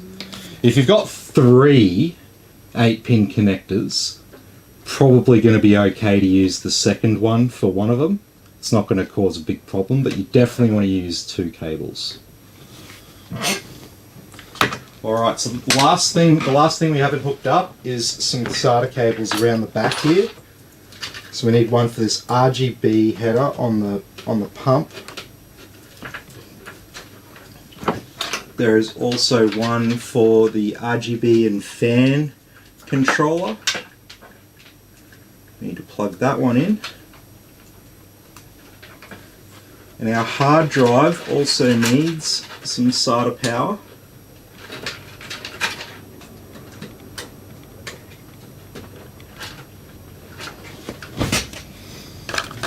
And a SATA cable. I should have a spare SATA cable here. Yep. You have so many SATA cables. Oh yeah, because not many people use them anymore. Alright, so we've got a SATA cable around the back. We're not going to plug that in. We've got all the other power in place.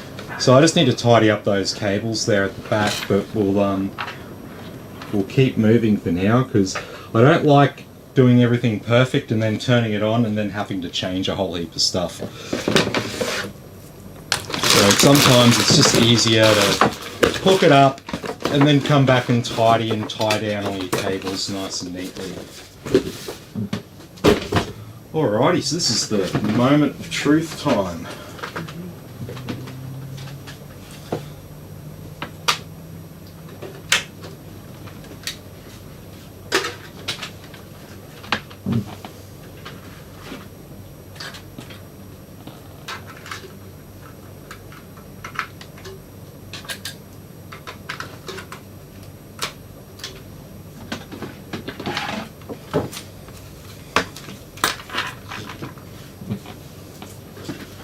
Okay, we'll get our pass-through cable hooked up. Is this going to work this time?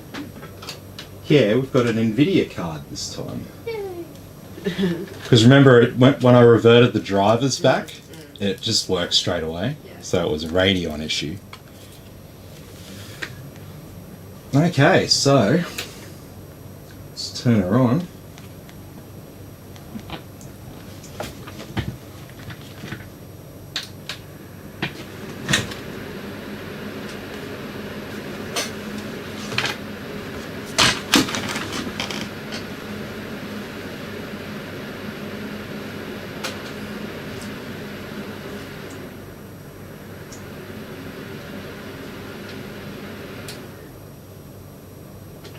That's normal.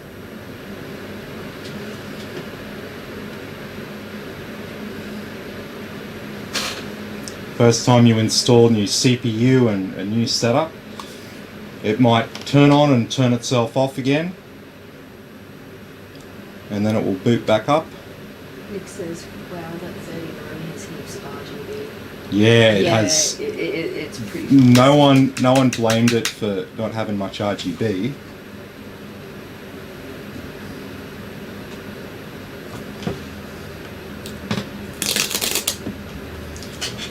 Alrighty, so we can smash through this. This is a 10900K, so sorry, 10850K. It'll smash through this Windows installation. There's 10 Pro. Oh, stupid mouse. This wireless mouse that I'm using, it's a little bit slow. Like, slow to respond.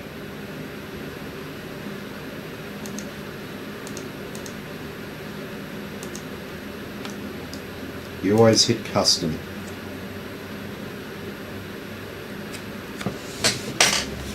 And so this won't take long at all. It'll smash through this.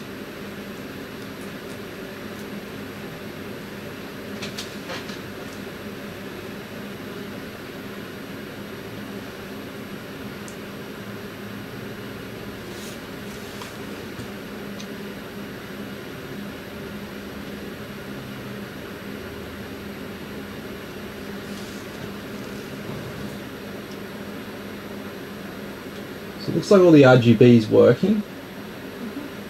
Cooler block, cooler fans, the front fans. I thought it had a fourth RGB fan, but apparently not. If Jarrad wants a fourth fan, just let me know. I can pick one up for him. I don't think I've got one on me though, like right now, this second. Alright, so Windows is done. Like I said, it just smashes through with something like an i9. Or something like what you've got, babe.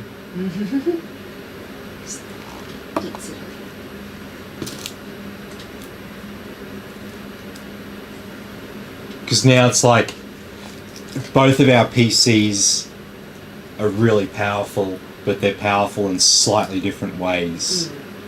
Mine's a gamer, yours is a creator.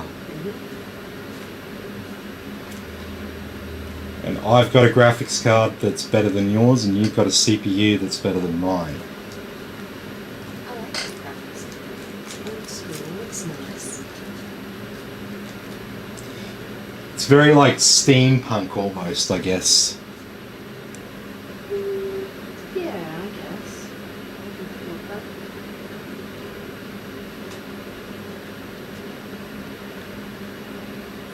So we have the glass panel. Let's see the radiator.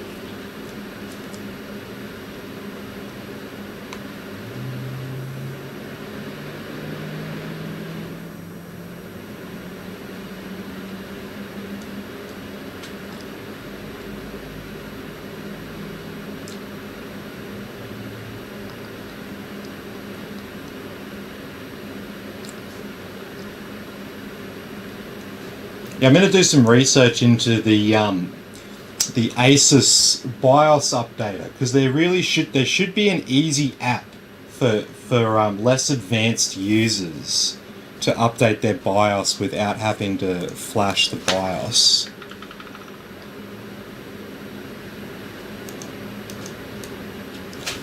So I'm going to do some research. I'm going to find out exactly what app that is and how to do it, and we'll come back tomorrow and I'll do a video where we do it on that other computer.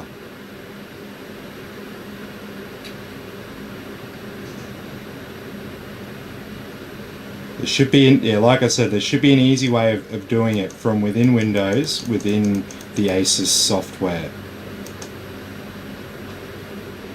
Because I wouldn't consider flashing a BIOS to be the type of like thing that an average user would be doing. And while I'm happy to show you how to do a BIOS flash, I think it'd be more beneficial to the people who are going to watch my stuff if we talk about the simple way of doing things.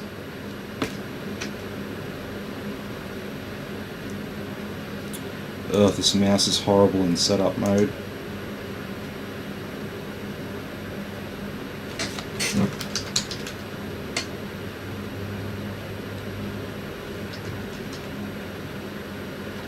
It's not even talking to the keyboard. Come on, Microsoft, this is your own brand.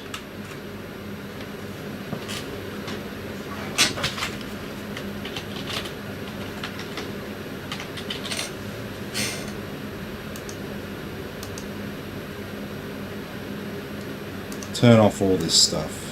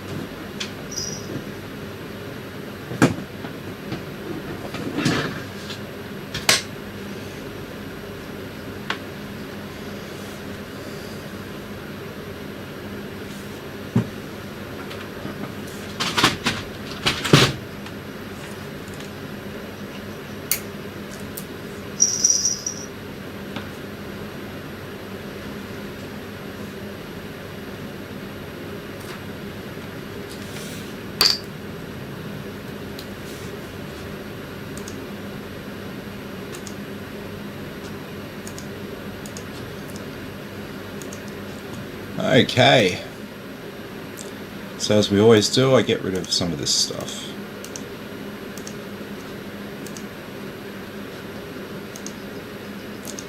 Okay, so we're going to start with Windows Update.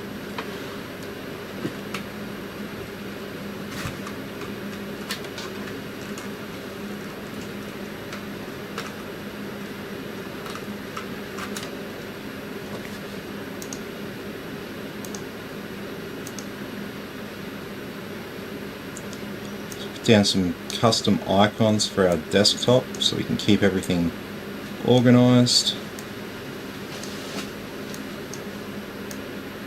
Easy access to this PC, and we've got an applications folder and a games folder. Always comes in handy. So we've got some basic apps here.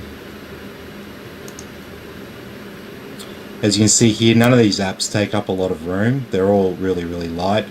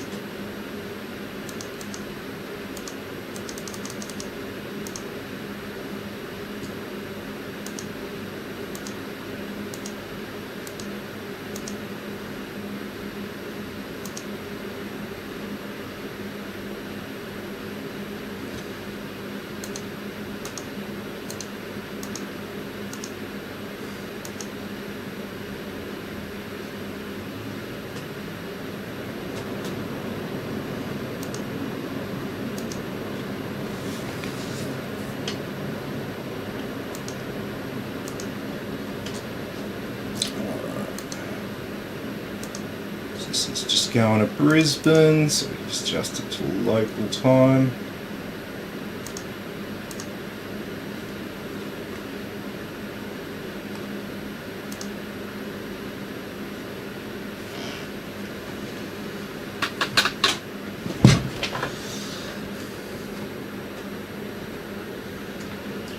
So I'm just going to plug in this Sata cable.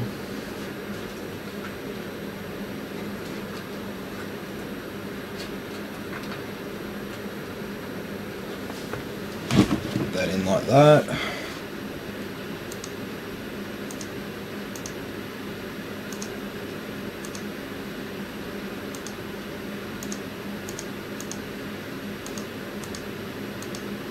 There we go.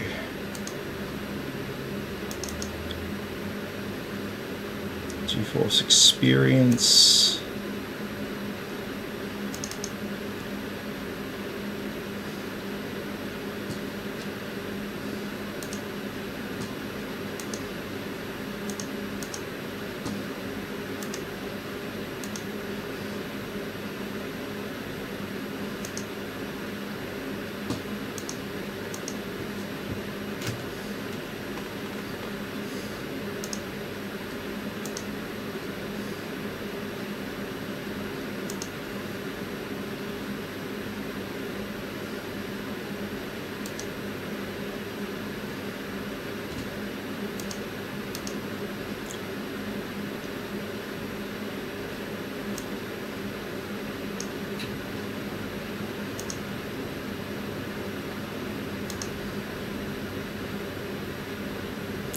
And I think that's definitely everything.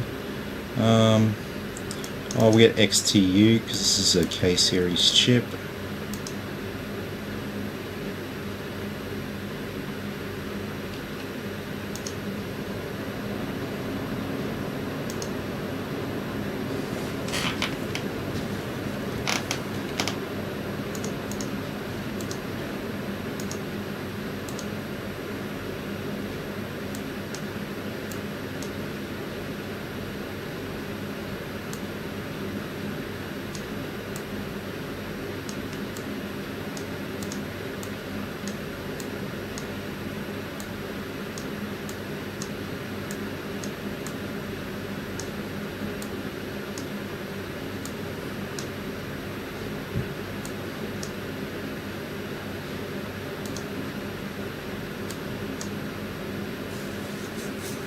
Alrighty, just wait for the screen to go black. Yep, here we go.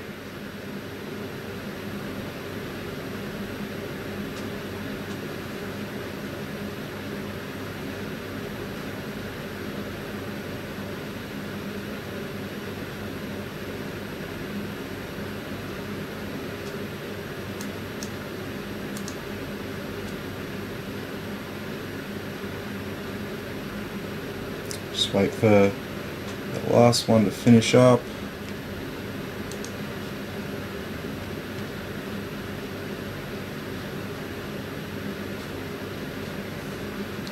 See, if we don't wait for it, it'll just do it anyway.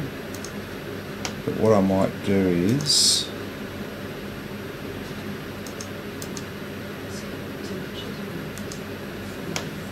what's that? Yeah, I can do that. We can do a preliminary.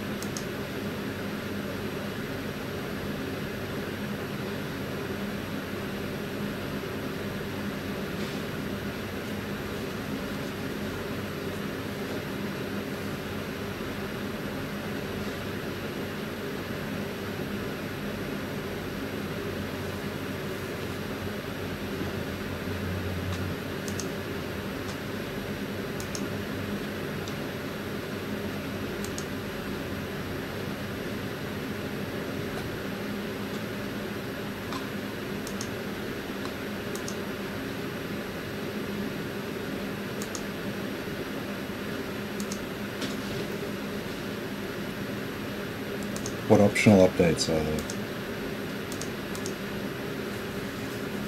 With those optionals, we'll initialize the hard drive after we reboot.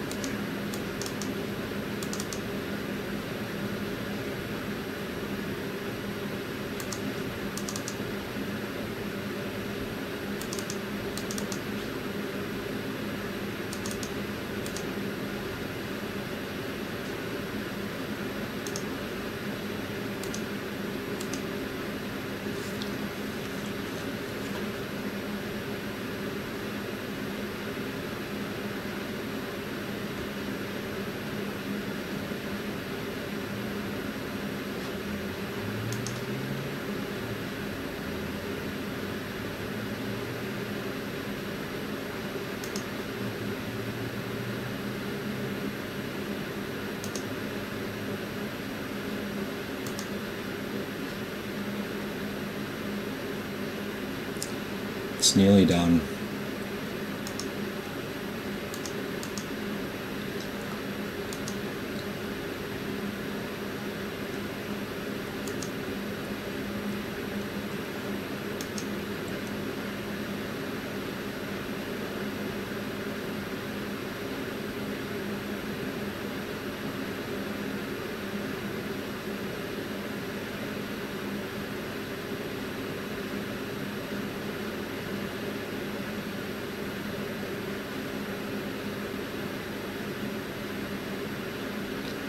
That's not a very fair score. It will get higher single thread performance on this CPU.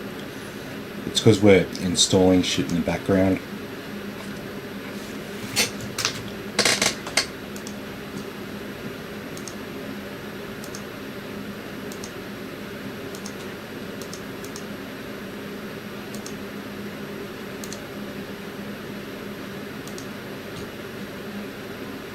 There's our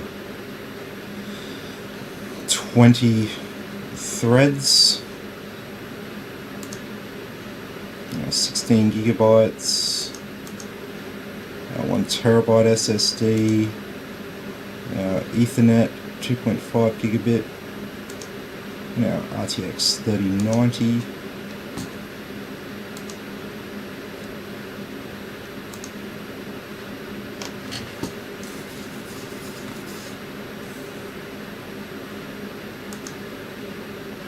How we go on 2 hours? It's time 9:30. Yeah, we're just about ready to start the stress test and finalise this build. So yeah, Jarrad, this is going to be all sweet for you to pick up tomorrow. If you're happy with everything, you don't want to make any other changes.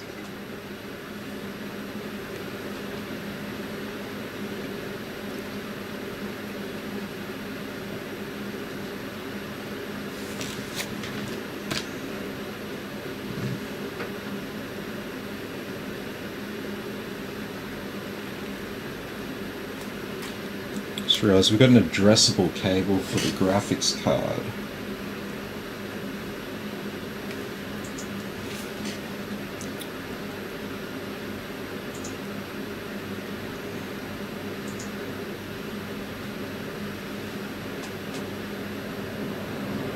Sweet.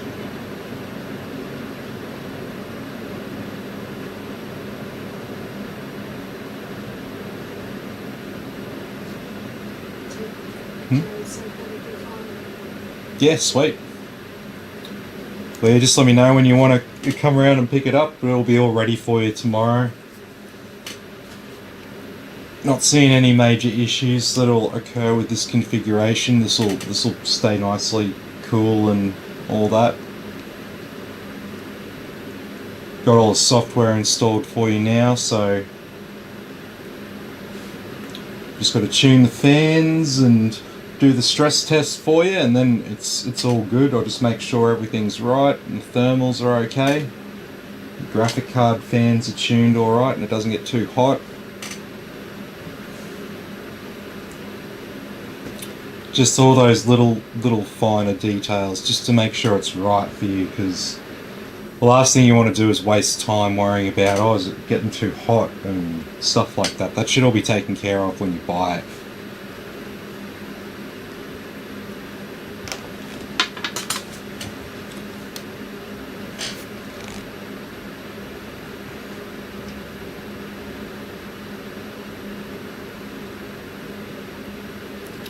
So once we've done this first big lot of updates and installs and stuff, there will be some other Windows updates that we'll have to get. Cumulative updates, so once you install this one, then you can install the next one.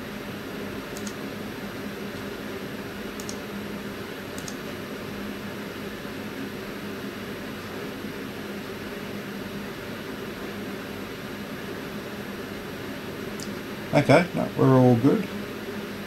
Steam's doing an update there. So we'll go into this PC. So I'm just going to pull out my SSD. So if you get a computer and you've got a hard drive in it and it's showing up like this, you go into this PC and it's only showing up with one drive, and it's connected and everything, and you're just like, why isn't it showing up? The reason is because it's not initialized. So when you're in this PC, you want to click up here and click on computer. Then you want to go over here to manage. Then you want to go down to disk management. And if you've got a new drive hooked up, when you click on disk management, it'll come up like this. Initialize disk, disk 0. By default, it'll show up as a GPT, and you just want to hit OK. And then you'll see your main drive here with a blue bar along the top. And you'll see this other drive here, the drive that is connected that's not showing up, with a black bar along the top. So you want to click on that, right click, click New Simple Volume. And we just need to follow this wizard. The default settings here are fine, it'll just utilize as much space as it can. You can change the drive letter to anything you want. We're just going to keep it as D. You can set it for different file systems. We use NTFS. You can change the allocation unit size, but this is something for advanced users. You don't have to worry about that, just leave it at default.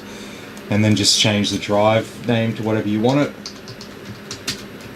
Why don't we call like a hard drive a storage drive, storage device.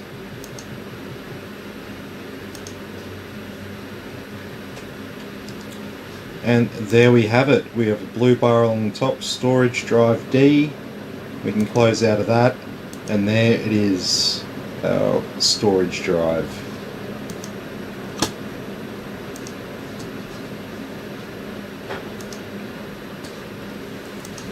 One thing I don't think we got was Cinebench for the stress test.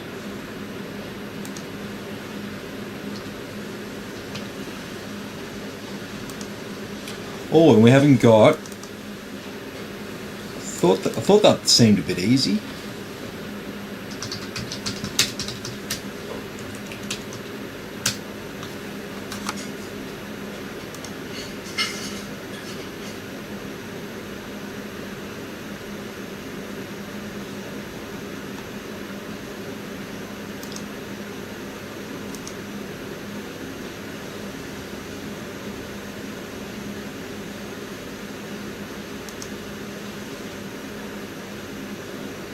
Oh, new version.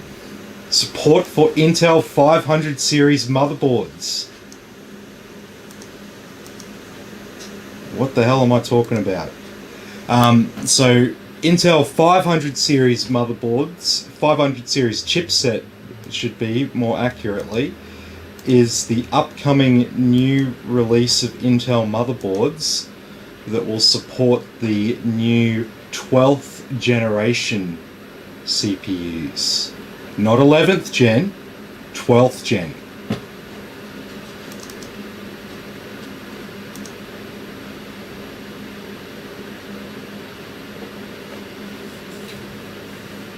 Nick says, does that mean we're going to download that?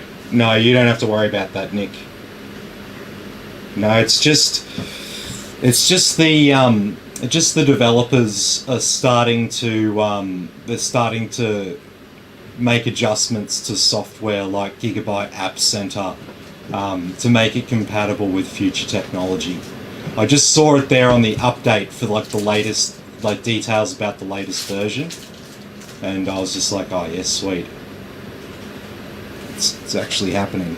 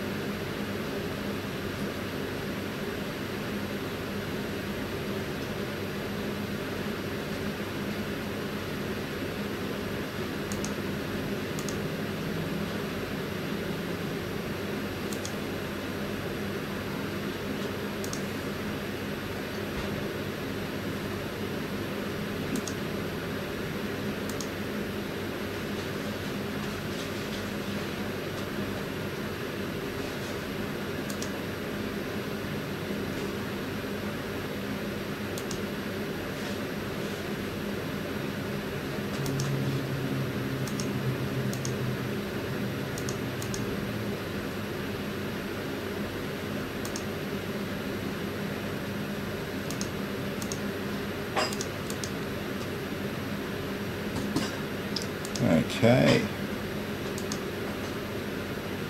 So let's get our updates.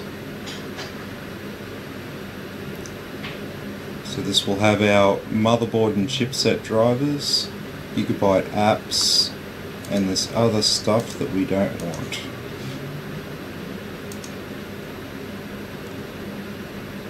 Already installed XTU. iXsplit comes with it, I'll put it on there. Yeah, you can have that as well.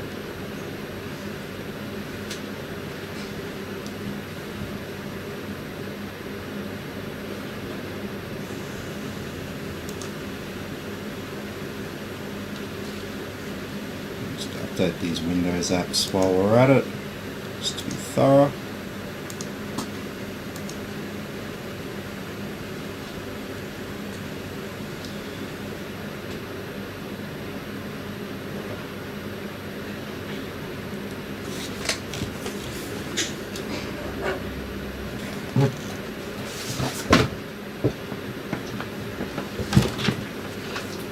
So I'm just going to put the panels on it.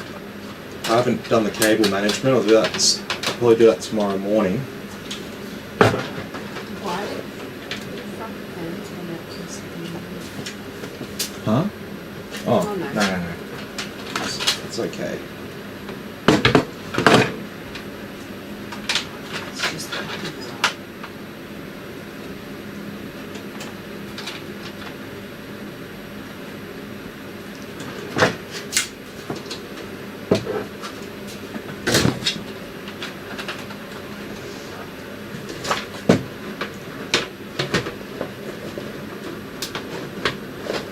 You're going to have a hard time without cable managing the back here, right?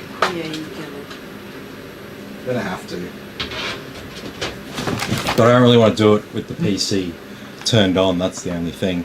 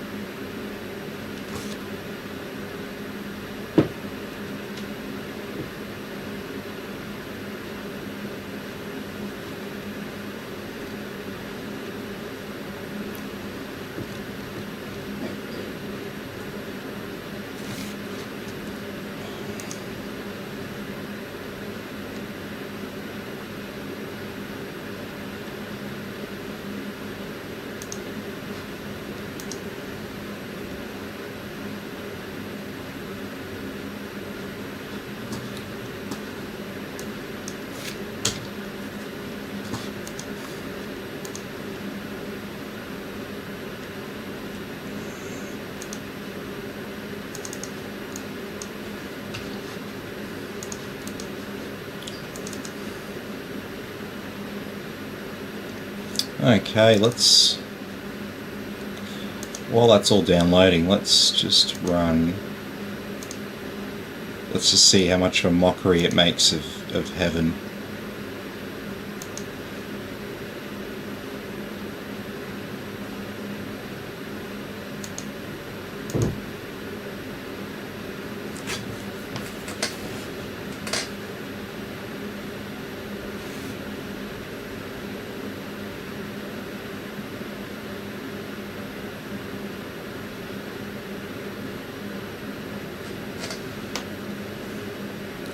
Huh.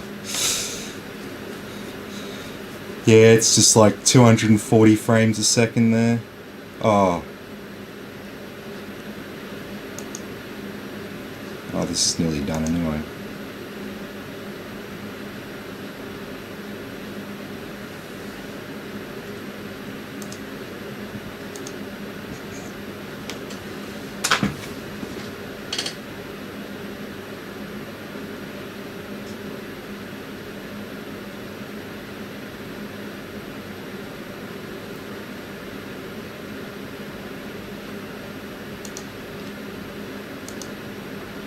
Stuff failed to install, eh?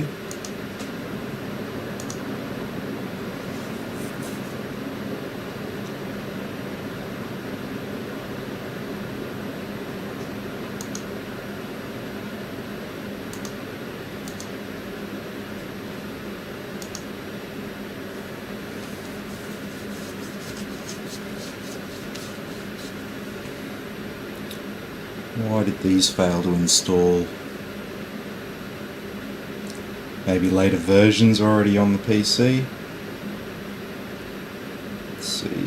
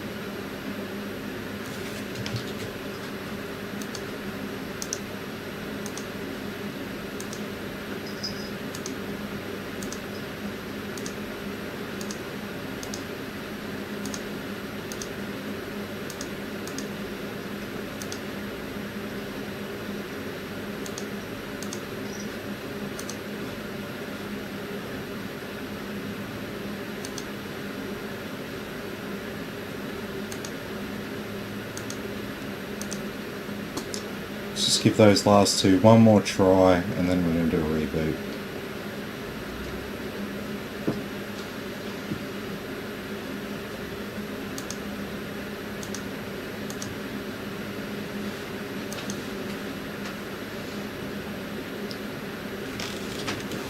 Good old gigabyte drivers. I'm going to shut it down after this. I'm just going to tidy up the cable management quickly and go from there, because I want to get the stress test done on it tonight so that it's all good.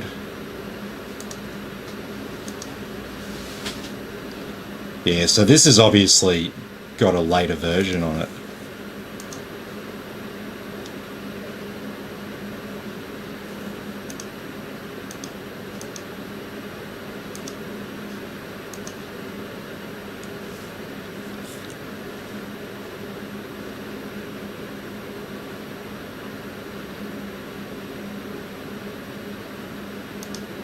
Yep, it's already got a version of that on there.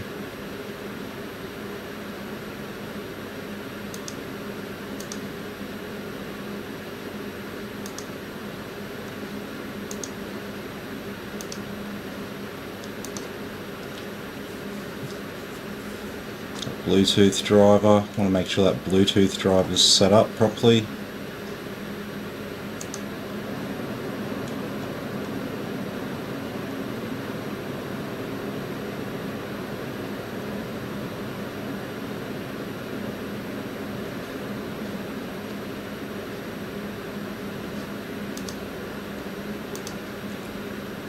Okay.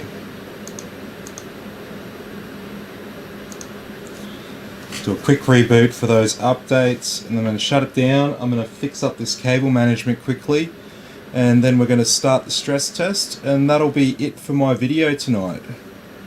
And then I'll be back with you tomorrow, and we're going to finish up on the other PC with the Radeon card in it and the 5600X. Get that BIOS updated and get that one done, and then we'll have another look at our trade-in Acer Predator machine And we'll get a fresh install of Windows going on that. Alright. So I'm just going to disconnect these cables temporarily while I tidy up this cable management. Let's get all the power drained out of there.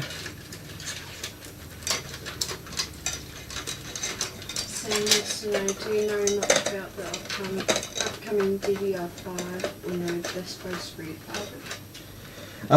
Yeah, so DDR5's been in the works for quite a while.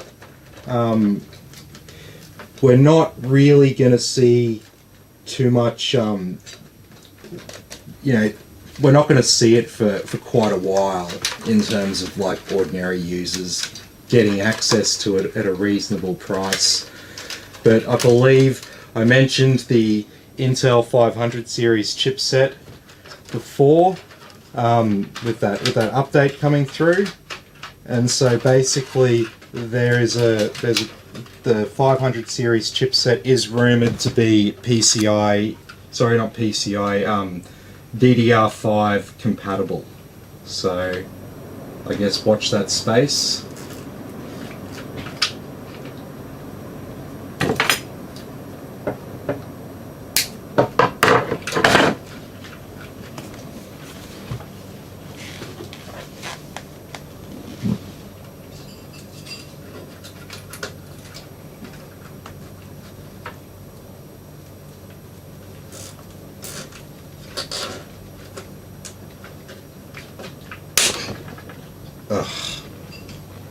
The zip tie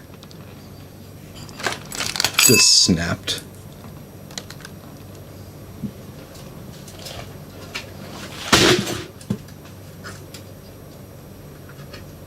Sounds like a breaking place.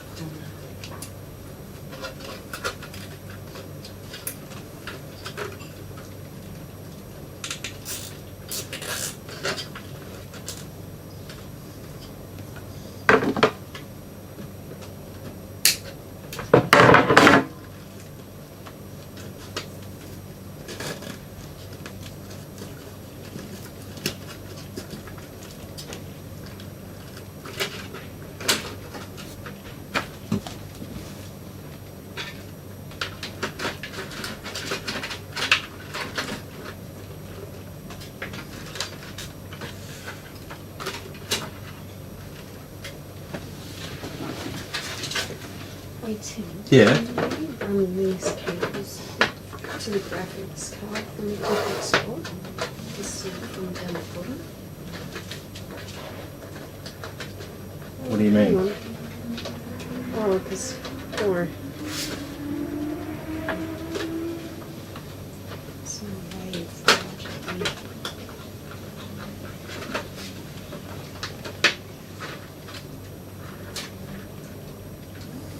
They were acting like, you know, set your cable or something.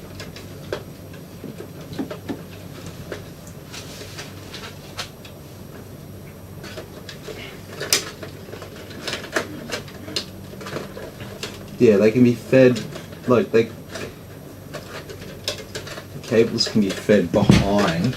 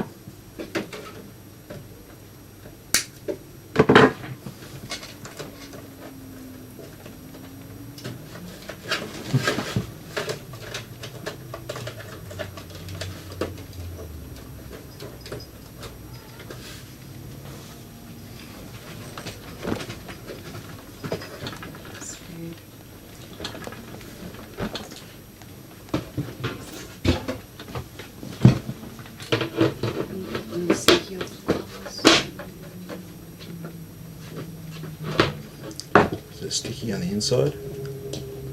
Yes.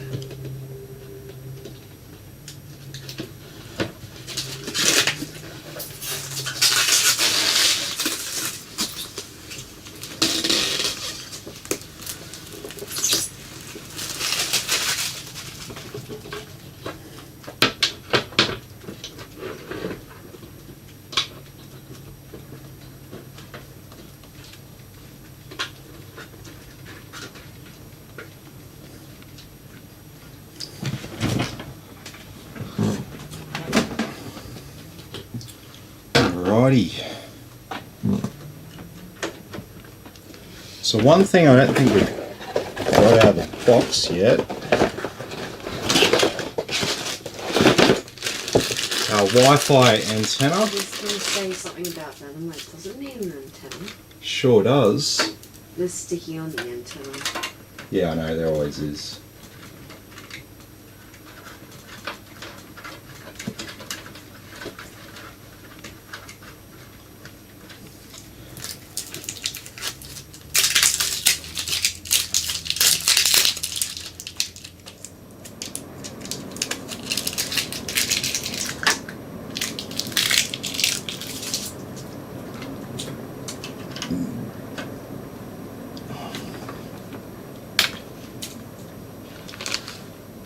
Okay.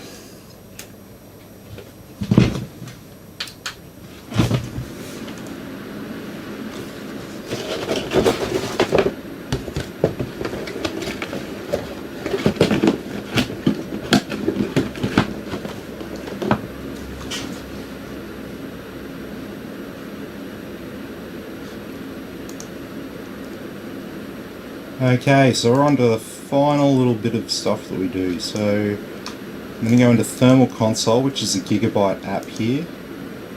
I'm also going to go into MSI Afterburner.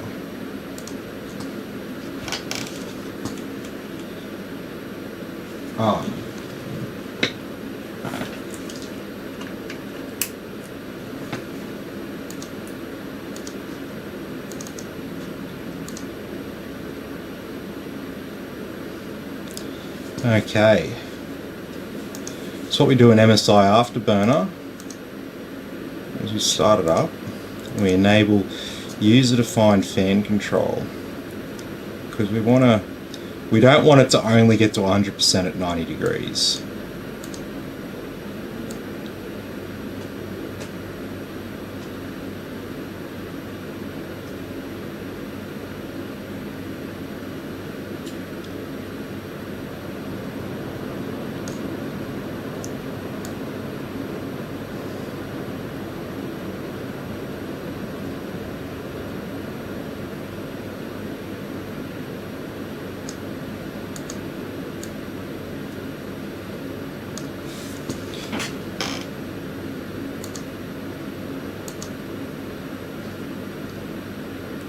Okay, those fans will ramp up if required. This thermal console, it's going to do an auto calibration.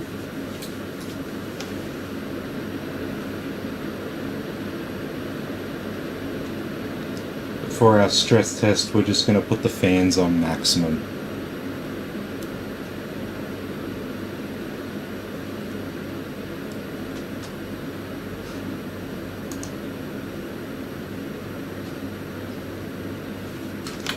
There's an app I didn't install.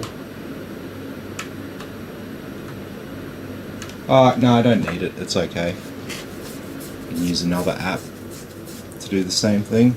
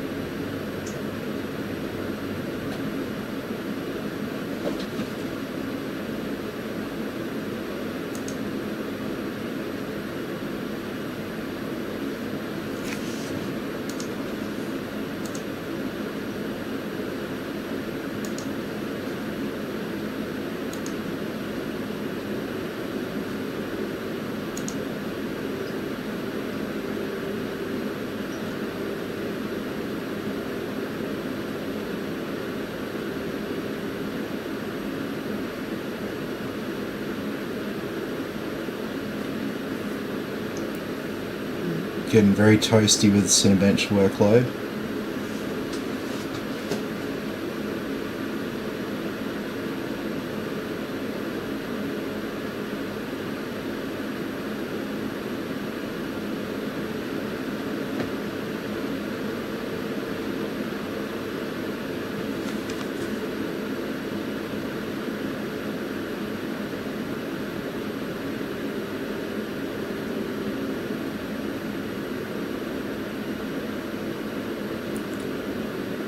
Just needs an AVX offset set to it.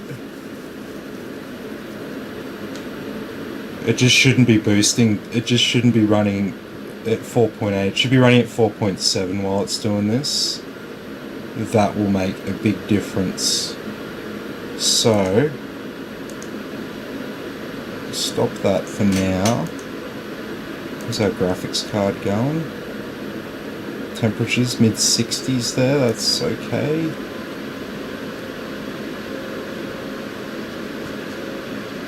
Alright. So let's... Yeah, that's fine, that's meant to be running.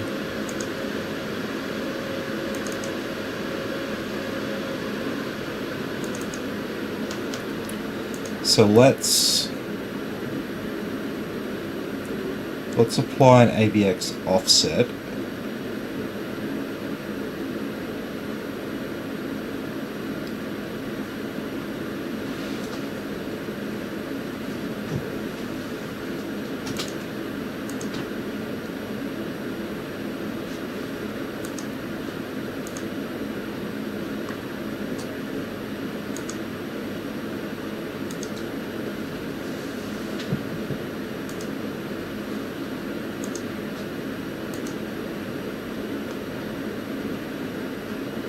Now let's have a look at those temperatures.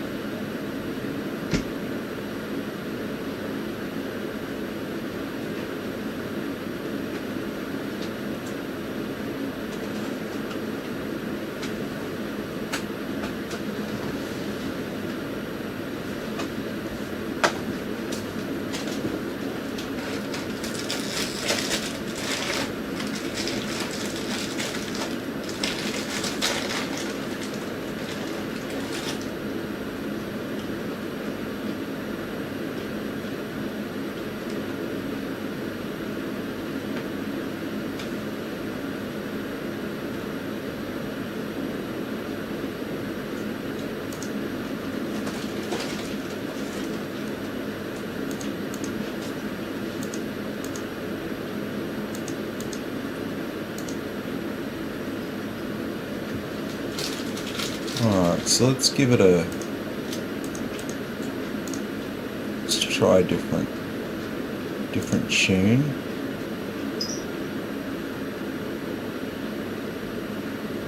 No.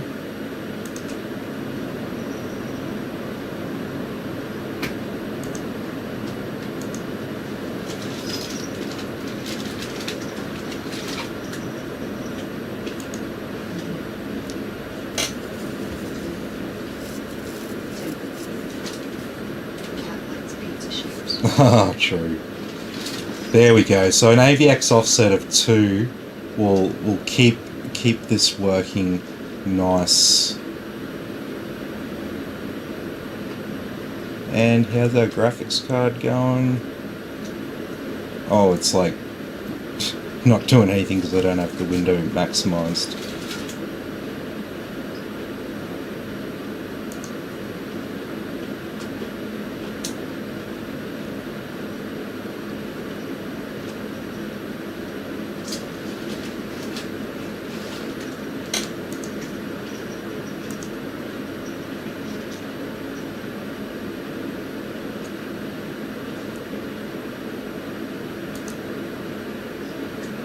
It's barely even stressing it.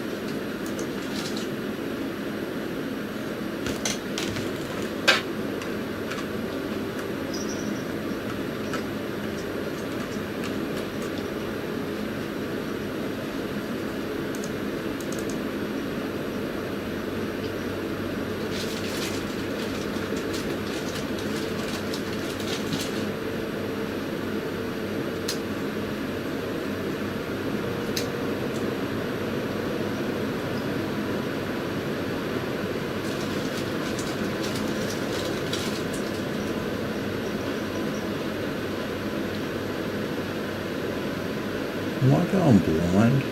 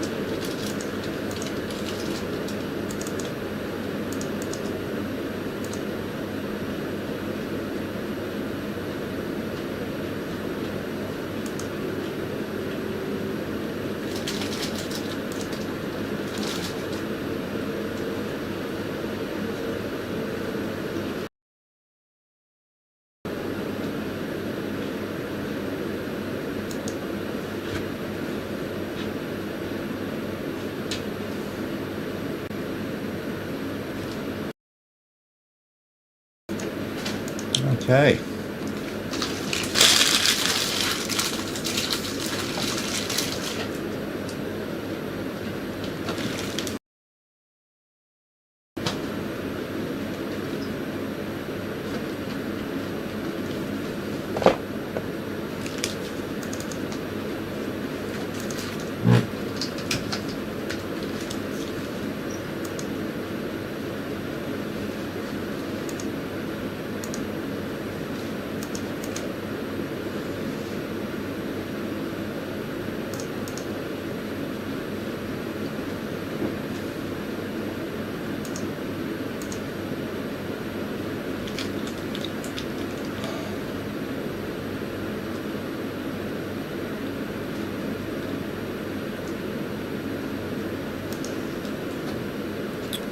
So let's reset hardware monitor there so we can see what our actual highs are now that I've done a tune on the CPU.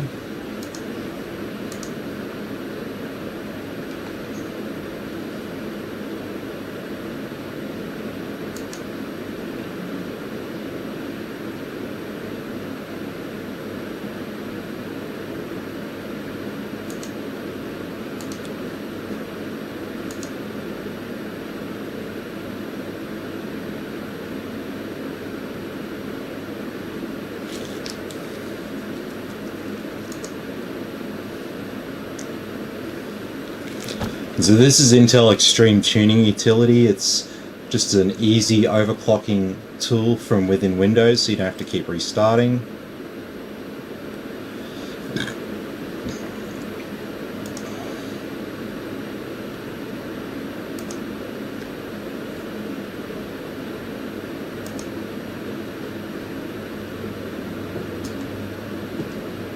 We haven't overclocked anything here. We've just played with some of the settings. We actually undervolted it a little bit. Let's take the undervolt off.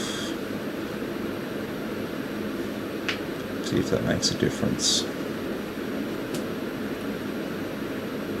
It'll make a little difference.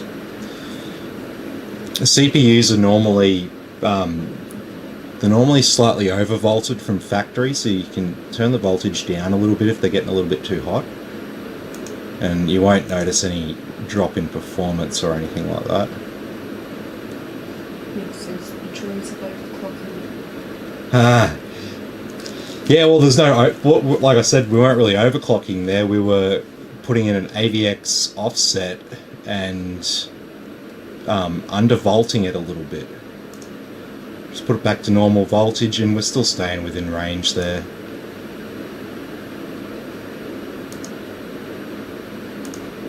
Let's skip the 3090. Some work to do.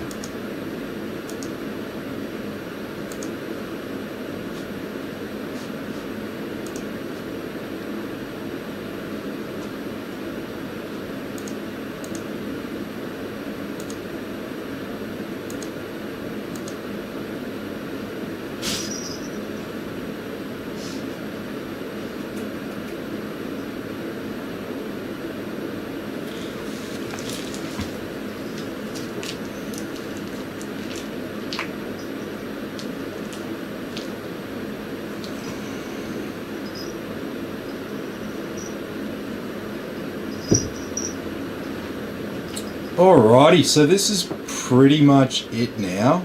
We're going to be running these tests for the next hour and a half or so, just to make sure everything's nice and stable and that nothing's overheating. And then it's just time to enter the Windows key and it's ready for Jarrad to collect tomorrow. So I hope you enjoyed this video. Don't forget to like our page, share with your friends, get onto YouTube. We have a YouTube channel now. We're on Instagram. We're going to start doing Twitch very soon, so be sure to follow us in all the places that we're going to be broadcasting. Really appreciate your support, and I'll see you all tomorrow in the next video.